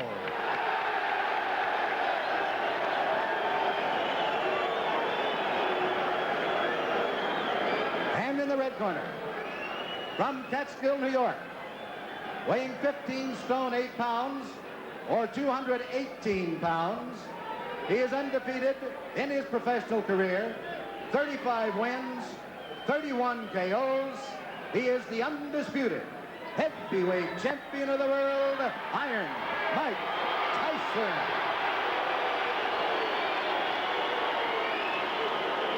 Okay, listen. I gave both fighters their instructions in the dressing room. I'm cautioning you again. Obey my commands at all times. Is there any questions? Shake hands. Good luck. Bruno looking totally unintimidated. Will he come blasting out? Will he try to play it safe? We don't know. Here is the moment of truth.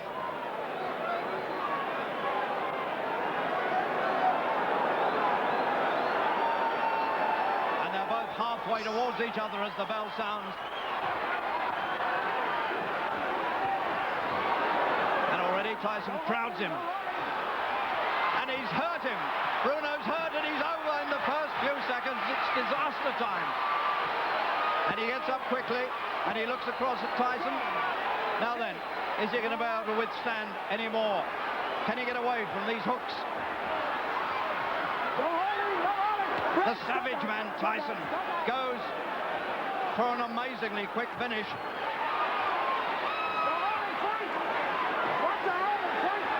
Bruno holding on with one hand and trying to club him off with the other.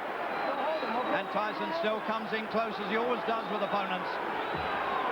There's no escaping this man. Bruno's hurt again. He comes in and holds on, a clubbing right to the head. He tries to get his own jab to work. It's war from the opening bell.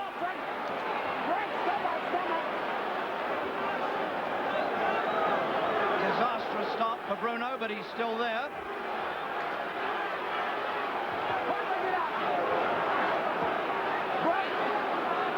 Got to get some punches to work here somehow. His nose is bleeding.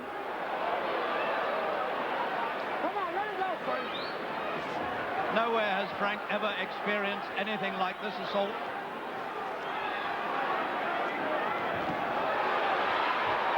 Short punches and they get through, and Tyson's turned away on the ropes and Bruno goes for him. And he's getting a stern ticking off from Richard Steele, the referee. Not to hit Tyson when Tyson's back is turned. And he's got a warning, Bruno, for that, and that might mean points deducted if it comes to that.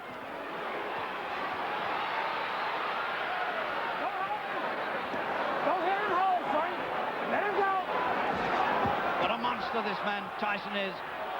Bruno's face already heavily marked. But fighting back, and he's hurt Tyson! He's hurt Tyson! And Tyson knows it and he's going for him. What a start to this fight. He hurt him with a good left. He knows he can hurt him now. Get in there, Frank. And Tyson is most certainly looking disturbed. What an amazing start to this fight. Bruno suddenly is right back in it.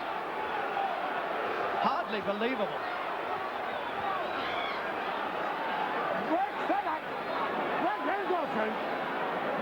Well, he's got the big punch, Frank, and he landed it.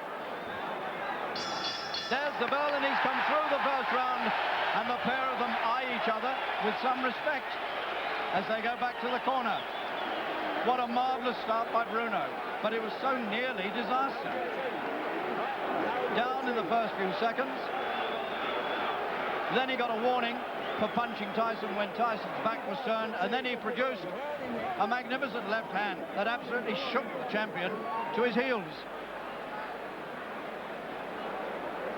That was the first bit. All sorts of trouble for Bruno as he tumbled in the opening seconds.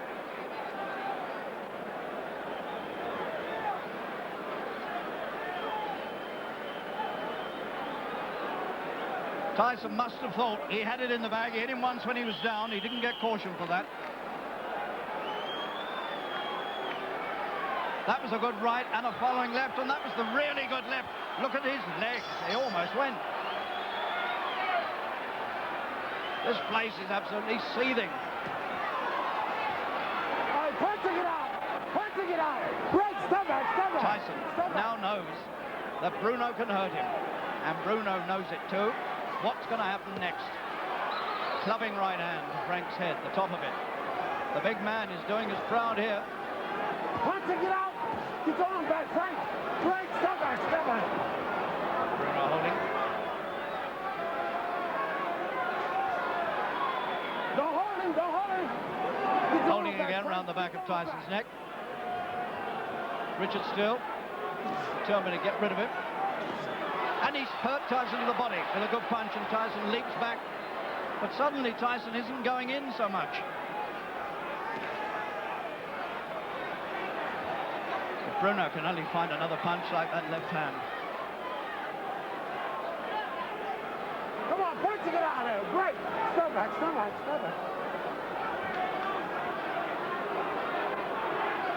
Tyson most certainly now has some respect for Bruno.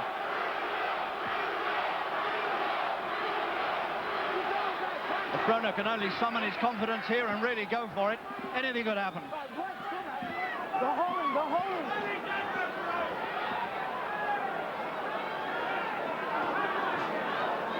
Mustn't be tentative. Really has to go for him. Punch it out. There you go. Big thumping right hand into the ribs from Tyson. Work it out, work it out. Work it out. Let go, Frank. You're home.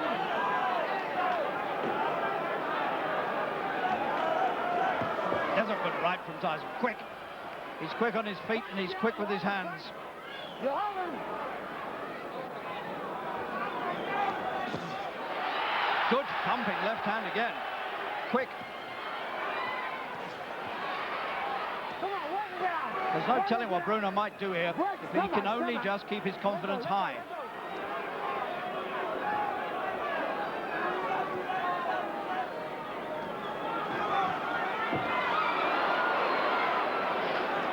Come on, work it out. Don't hold him, Frank. Let his head go. You get the feeling that both of them are walking the tightrope. Oh, that's still got a punch. But Bruno takes it well. Bruno on the ropes. Tyson goes for the finish again. Second round. Closing seconds. Clubbing right hand hurt Bruno. And Bruno comes fighting back at the bell. The end of round 2. Bruno's been hurt badly twice, but he's standing there. He's back in his corner. And Tyson knows now that it's not quite as easy as he might have felt it would be. There's Lineman getting slightly excited here. Cool. Not much, Harry. Terrific performance really by Frank. He's probably lost the first 2 rounds, but he's made Tyson respect him here. I think we've seen a different Bruno than we saw facing Tim Witherspoon a couple of years ago. He came in looking absolutely positive, authoritative, never stopped looking at Tyson. Tyson never looked at him before it started. And my heart sank in those first few seconds of the opening round, but he's come back well, he's looking good, and as you say, he's doing us proud so far. Here's some replay from the second round. This probably be that great clubbing right hand of Tyson's. Yes, it is. He took that well, Frank. Anybody who thinks Frank Bruno can't take a punch is disillusioned tonight. The third. Anxious to get at each other.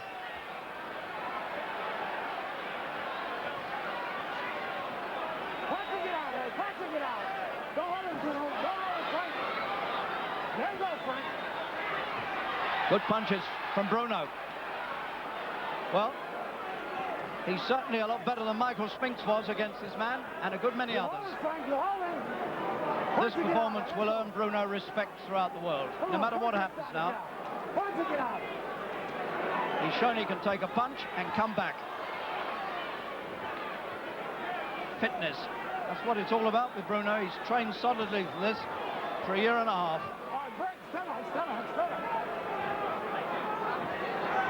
Tyson's had so many troubles, you wonder whether he's totally fit.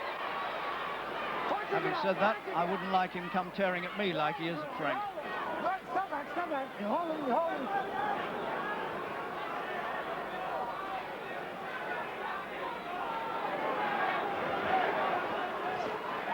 The left hook this time from Tyson. Again, Bruno has no defense to it, but takes it well. Hangs on inside.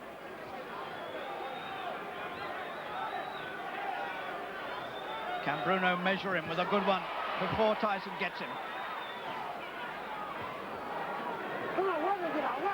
Needs a clean shot at Tyson's chin, but that's not easy because Tyson is 4 inches shorter and he comes in head down. There's not much to shoot at.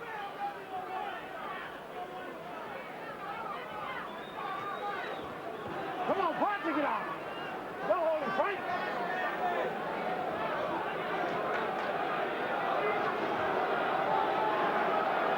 Let him go, Frank. Let him go.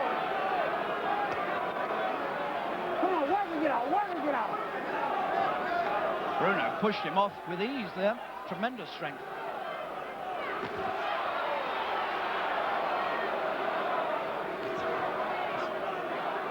Bruno's meeting him with good stiff jabs. If he can keep those going, it would help to dissuade Tyson. Come on, work it out. Let him go, Frank. You're holding, you're holding.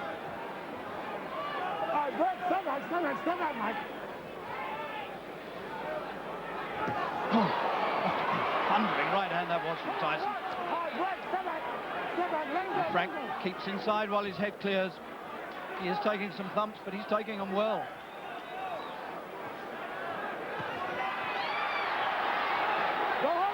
Can't quite get a clean shot at this man who comes in head down, leans all over you, and is liable to tear you apart while he's doing it. Another clubbing thing. You can hear it all over the arena. Go hold him. Come on, work and get out there. Work and get out. The bell ends the third round, and Tyson hits him after the bell. It's not the cleanest fight you've ever seen. Tyson stalked back to his corner, and he looked out of the ring at somebody that he knew at the ringside. Got his mouth. Yeah. All right, you gotta work this body a little bit more. Then you set it up to the head. And body shots, baby. You gotta use a lot of them 7. Tyson not looking at this moment the most confident of fighters.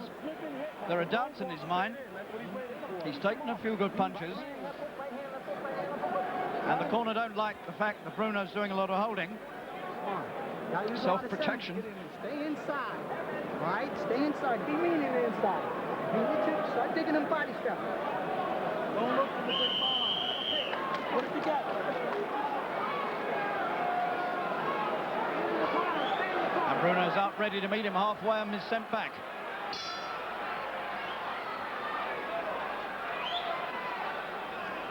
Well, this is an amazing fight already.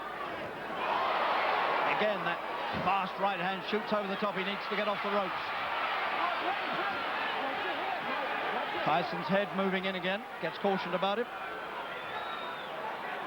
Oh, good left again. Almost jerks Bruno's head from his shoulders. Frank needs speed here. He needs quick punching. He's got to get in there punching hard. He's got a bruise coming up on the left side of his face, Bruno. I don't know how many of these thumping Tyson punches he can take. He's got to get some of his own in soon. Let's go, Frank. Let's go. Let him go. All right, break. Step back. Come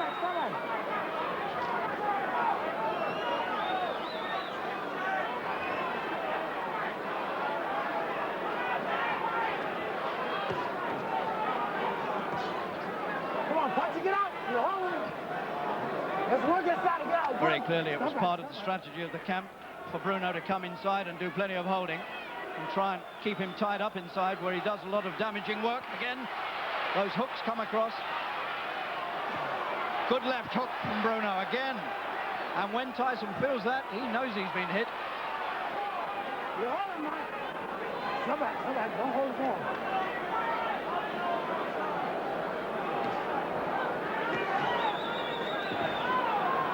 Come on, punch it out. Break. Step back. This is really no boxing match. This is fight for survival. I felt that out here. Come on, keep punching inside of Bruno's resilience here is admirable. It really is. He's taken so many hard punches. Good job, my friend. Break. Step back. All part of the fitness build-up. He tries to measure up. Tyson's too quick. Beats him to the punch every time. Pull him back. Come on, Mike. Pull him on back and punch it out. Let's go, Frank. All right, break. Round 4.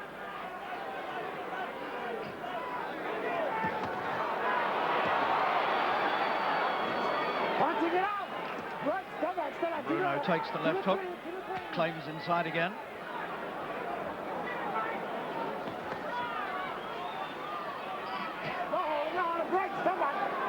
Don't hold him, Mike. Let him go. Come on. And I said, break on a command. The difference between these two at the moment is speed of hand and foot. Tyson has both, and Bruno's finding it hard to get the punches going fast enough to meet him. As we come to the bell for the end of the 4th, and it's a very, very tired-looking Bruno who walks slowly back to his corner.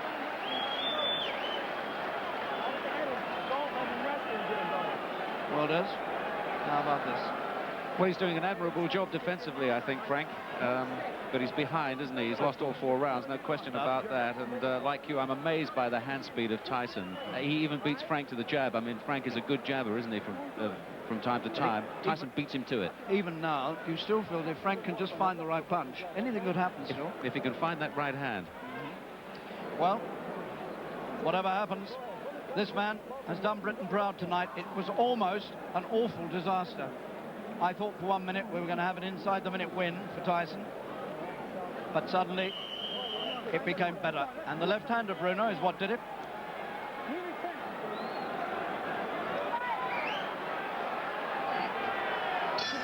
Let's go. Come on, punch again. Well, all the main betting in this fight was on the 4th round. The odds were set either inside 4 or outside 4, and now it's going to be outside 4, and that wasn't the popular bet.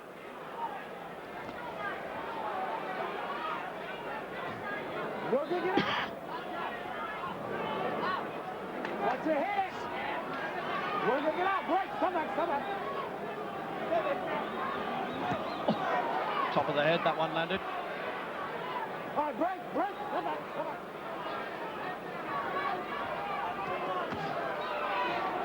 Don't hold him, Frank. Don't hold him. A lot of the crispness has gone out of Bruno's left jab.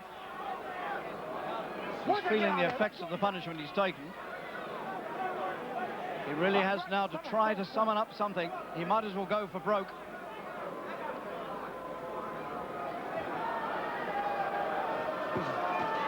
You're holding, Frank. Break, somebody. Last warning. Last warning to Bruno for the holding.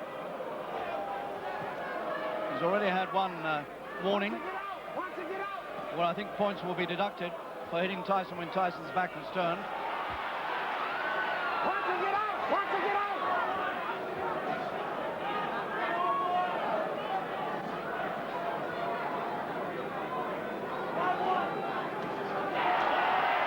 It must be an entirely different fight for Tyson from the one he was envisaging. I don't know what Frank thought it was going to be like. He's in trouble here. Tyson unleashes another murderous attack. Round 5. Tyson's corner complaining about the holding. Pumping right hand again. He's got to take Frank now. Everything raining on Bruno. Round 5. It's getting too much for the big man from Britain. He's put up admirable resistance, but I think it's going. He can't stop the man coming to him. His mouth is bleeding. His nose is bleeding. He still fights back and tries to get something good in. What a brave performance this is. He's waited so long for this. It looks as though it's slipping from him now. But you can be proud of him. One low one there.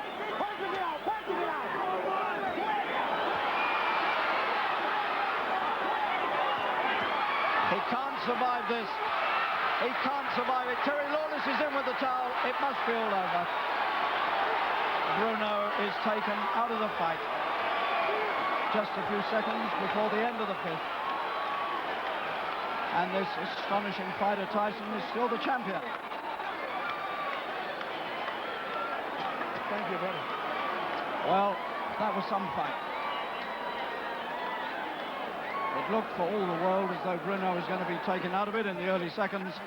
Bruno finds the courage and the sportsmanship and the guts to wink at the champion. He did his best, Frank. It wasn't good enough. He took a bit too much at the end for my liking. But he did his best. You can do no more. And he took him into the 5th round. And there are a lot of knockers who said he wouldn't get past the 1st. The celebrations are all in Tyson's camp, of course. This 22-year-old remarkable heavyweight champion, and he is a good champion. Let's not forget that.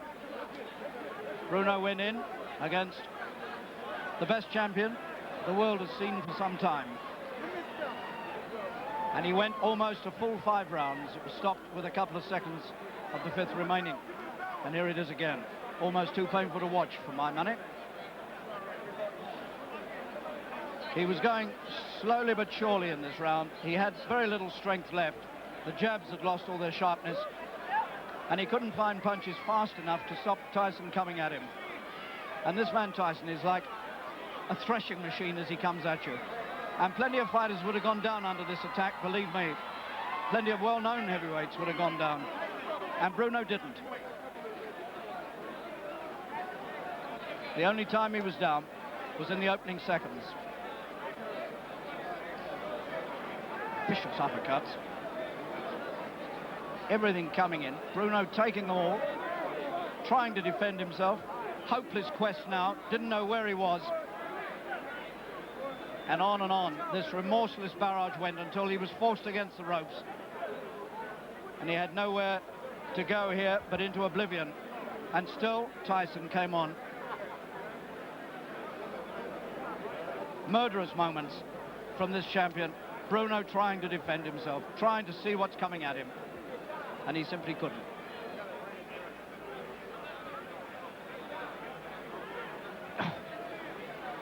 Scything him. You could see the expression on Frank's face as he took the body punch, and more were coming to the head. And at that point, Lawless was already running along the ropes with the towel. He'd seen enough. Another British challenge has gone by. That's the 12th unsuccessful challenge by a British heavyweight this century. Well, the word is awesome. It's often used about boxers, but it's absolutely appropriate for Mike Tyson. And Frank, who put up a brave display, and I'm sure you'll all be very proud of him, as we are here at ringside, just didn't have time to throw his armament or his heavy bombs. He did have that go in the first round after that disastrous opening few seconds. But Tyson is without doubt one of the great heavyweight champions of all time. People have likened him to people like Joe Frazier, but he's much better than that. He was talking, and the way he was talking, I knew he was hyped. He was ready to go. And I knew I was the best fighter in the world. And I wasn't worried about it. 20 seconds into the fight, though, you've got him on the canvas. Do you think what's going on here, it's all over? No, I knew he wasn't hurt. Thank you, Frank. God bless you. You're a good guy, Bruno. I knew he wasn't hurt as bad as everybody thought him was, but I didn't hit him with a solid shot. What did you hit him with? I think it was the right hand, somewhat grazing. Yeah, and then you hit him on top of the head and he went down. Were you then surprised that he came back and he seemed to hit you with a pretty good left in that round? He got up. He meant business after, oh, man. But did that left hand shake you momentarily that he hit you with in that round? He was throwing a great deal of hard punches, but I refused to go down. They didn't even faze me. After that round, it seemed that you had established that you were the guy, and now he was just there to hold on. Was that how it seemed to you in the ring? Absolutely. But still, he was sneaking some very hard punches in between it. So he was stronger than some people gave him credit for. Absolutely. Well, you have to think, when fighters come to fight the heavyweight champ of the world, like Ali, they automatically become better fighters. What happened in the 5th round that you saw? Was you knew that he was weakened enough after the 4th round that it was just a matter of time? Well, absolutely, I knew I was going to get him. He's a good fighter, Harry. You can't take nothing away from him. How badly hurt were you in that opening minute? It was more of a shock than hurt, Harry. More of a shock. Nerves and shock. Now, there was a moment in that fight when you really had a chance. Yeah. And did you feel that? I felt it, Harry, but as you say, this cricket slipped away from me. I can't take nothing away from him. Just describe to me what those closing moments were like. It was very hard, Harry. I was trying to hold, like George was teaching me, but he's a dangerous puncher. And he caught me, and the referee stopped it. I think that Tyson came out of that fight with a lot of respect for you. I hope so. I've got a lot of respect for him, Harry. Would you have thought it was a dirty fight? When you're going with a Mike Tyson, you could expect a dirty fight. No favours. You can't expect no favours, Harry. We're in America. Try and tell me how disappointed you are. Did you think you'd go more than 5 rounds? Were you always hoping to go more than 5? I thought I could have stopped him in the 6th round, Harry. I was trying to reserve my energy, but he was a strong guy. He couldn't take nothing away from him. He's strong and he's quick, isn't he? Yeah, very quick, Harry. The fast hands, the fast feet. You couldn't quite get your own punches in before he was at you. You got it, Harry. You got it. You've taken it well, Frank, and we all admire you. You know that, don't you? Sure, thank you very much. Very kind of you, Harry. Have you got a message for the British audience? Tell them. I can say I'm sorry, and that's cricket, you know. Very terribly sorry. I tried my best. Can't do no more than that. What are you going to do now, Frank? I'm not too sure, Harry. I'm going to take time off. with Laura and the kids and see how it goes from now. Well, whatever you decide to do, we wish you good luck. I'd like to see you in the ring again. You're too young to quit. Right, Harry, you're too young to quit yourself. Quite right. Okay. Take it easy. Frank, well done, old son. Thanks very much. Cheers. Take it easy.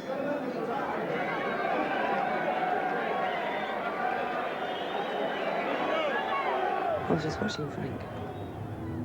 And that's the honest truth. I just found out how many rounds it went. So you just look at Frank all the time, you don't really... No, I don't take any notice of it at all. I just look at Frank. Yes. And how did you think he went into the fight tonight? He looked very confident. I know he went in there to win. Definitely to win. And that's what we, you know, no one can say he didn't try because he tried his hardest. You said to me just before we started the interview that you'd like to sort of compare Frank and Mike as they left the ring for some reason. Well, I'll take it as Frank left the ring, but there's no way he's a loser because he'll walk out and everybody loves him, and his family love him, and we all love him. If Tyson walked out that ring the loser, he'd have nobody because he hasn't got what Frank's got. He hasn't got the support. If you saw the British fans there tonight, and I've lost my voice because I was shouting, but he has got the support that Mike Tyson will never have because people don't truly love him, and they love Frank. And Frank's got a family that adore him, and he's never a loser to us. Because he's ours. He's our Frank. What a monster this man Tyson is. Bruno's face already heavily marked. But fighting back, and he's hurt Tyson. He's hurt Tyson. And Tyson knows it and is going for it. What a start to this fight. He hurt him with a good left. He knows he can hurt him now. Get in there, Frank. Terry, we're all saying what a brave display by Frank, but where does that leave you? Are you disappointed? Well, you know, the occasion is so much for anybody. I mean, you can't. I'm sure you know what I mean when you're just sitting ringside. The occasion of being in this particular place and with Mike Tyson is awesome. I don't know how guys get off the first bell. I mean, we tried to prepare Frank for that first round onslaught to let him know how quick he was going to be. But even with all the preparation and the pump up beforehand, his hands are really quick, you know, for a big man. He really is a quick man. Was that a sort of shock to Frank right at the start rather than a heavy punch, did you feel? Well, I haven't had much time to discuss it with him, but that's exactly what he said. He was shocked rather than hurt. It was a quick start, you know, by any standard, it was a quick start. And already Tyson crowds him. And he's hurt him. Bruno's hurt and he's over in the first few seconds. It's disaster time. What went through your mind at that moment when he went down right at the beginning? Yeah, John Stracey in Mexico City in 1975, when exactly the same thing did. And I remember being on my knees saying, please, God, not one round. I remember it too. Yeah, I know you remember. But how is Frank sort of reacting to the defeat now? How is he feeling at this moment? Well, he's very disappointed at the moment. He's, I was very annoyed because I tried to throw the towel in. I thought the referee was appalling. You know, we weren't very happy with the referee to start with, and I thought it was appalling. By the end of the second round, he'd given Frank his final warning. He never once warned Tyson for sticking his head in Bruno's face and hitting him with his elbows, but he'd given Frank his final warning by the end of the second round. And I wanted to stop the fight because I could see that it was, you know, he was in desperate trouble there, and he let him hit him 3-4 times more than I certainly would have done. He's waited so long for this. It looks as though it's slipping from him now. But you can be proud of him. One low one there.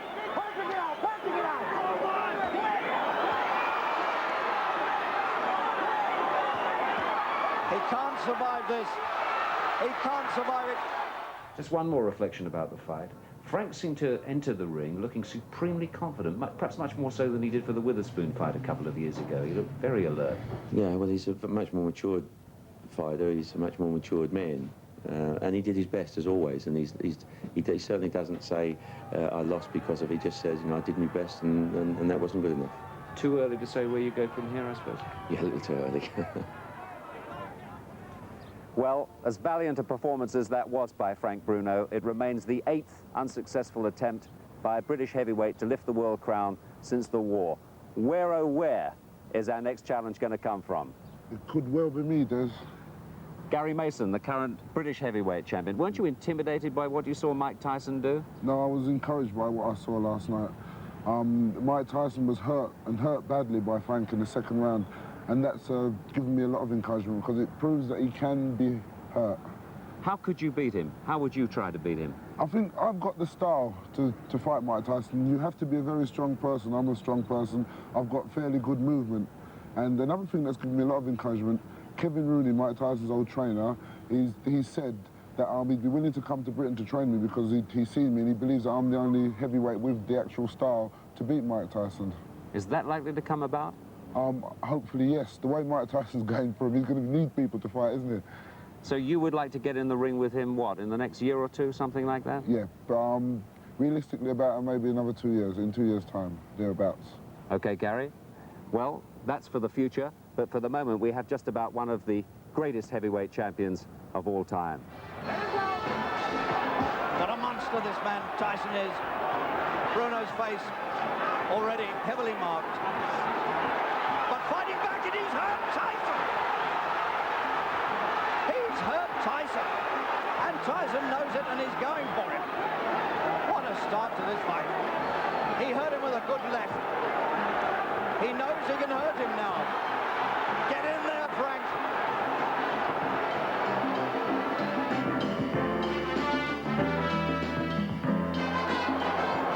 What a brave performance this is. He's waited so long for this. It looks as though it's slipping from him now. But you can be proud of him. One low one there.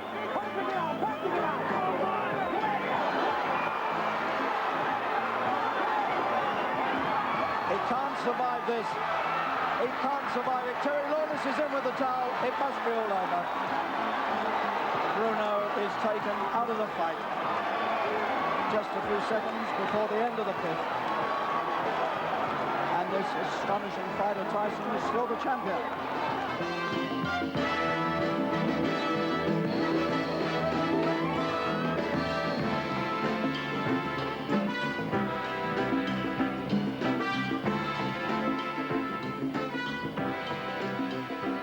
Have you got a message for the British audience? Tell them. Say I'm sorry, and that's cricket, you know. Very, very terribly sorry. I tried my best. Can't do no more than that. He has got the support that Mike Tyson will never have because people don't truly love him, and they love Frank. And Frank's got a family that adore him, and he's never a loser to us because he's ours. He's our Frank.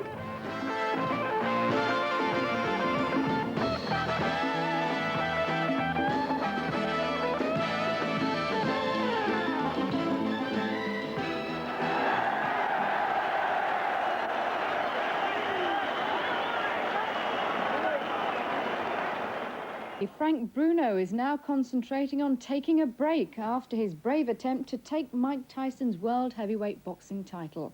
His toughest task is to find some peace and quiet. Our sports correspondent Jeff Clark reports from Las Vegas.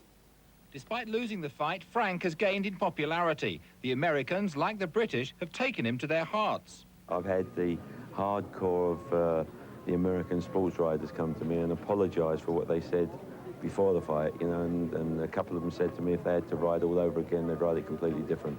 Bruno is already thinking of a return with Tyson. His fans, though, don't want that. I think he's got to retire. I think he's got to retire. He's got to he's at the top of the tree now. There's only one way, really, isn't it? It's to finish up. I think the time has come for him to retire now, yeah, and go out with grace. The fans care a lot for Bruno. It's a mutual feeling. I've got some telegrams, some letters all up and down the country, all over Europe. All I can say is just thank you very much for all of them. Just thank you. And the fans over here, they've been unbelievable, you know, very unbelievable. Frank's financial future is now secure. As to whether he fights again, well, that remains to be seen. For now, the first item on the agenda is a long break. For the gamblers here, life goes on as normal. They're still chasing instant riches. Jeff Clark, TVAM News, Las Vegas. It happened at the beginning of the contest. Well, he gave me a good hit first and a good push down, and it sort of like messed up all my plans, what I had set. And I caught him with a left hook, but I had to try and pace myself out. But being at the ring for such a long time, the time and everything weren't there. But there's no excuse. He beat me fair and square, and I can't take nothing away from him. He's a good champion. But you did give him a good hard hit then? Yeah. I was trying to. That was my main aim. aim to go in there and hit him, not play table tennis. Frank, you had a bit of blood on your face at the end of the fight. Are there any serious injuries? No, there's no injuries at all. It's just my nose. I might look like E.T. a little bit, but it's my nose a little bit. Hands all right? Yeah, fine. My hands, my feet all right. My heart's all right.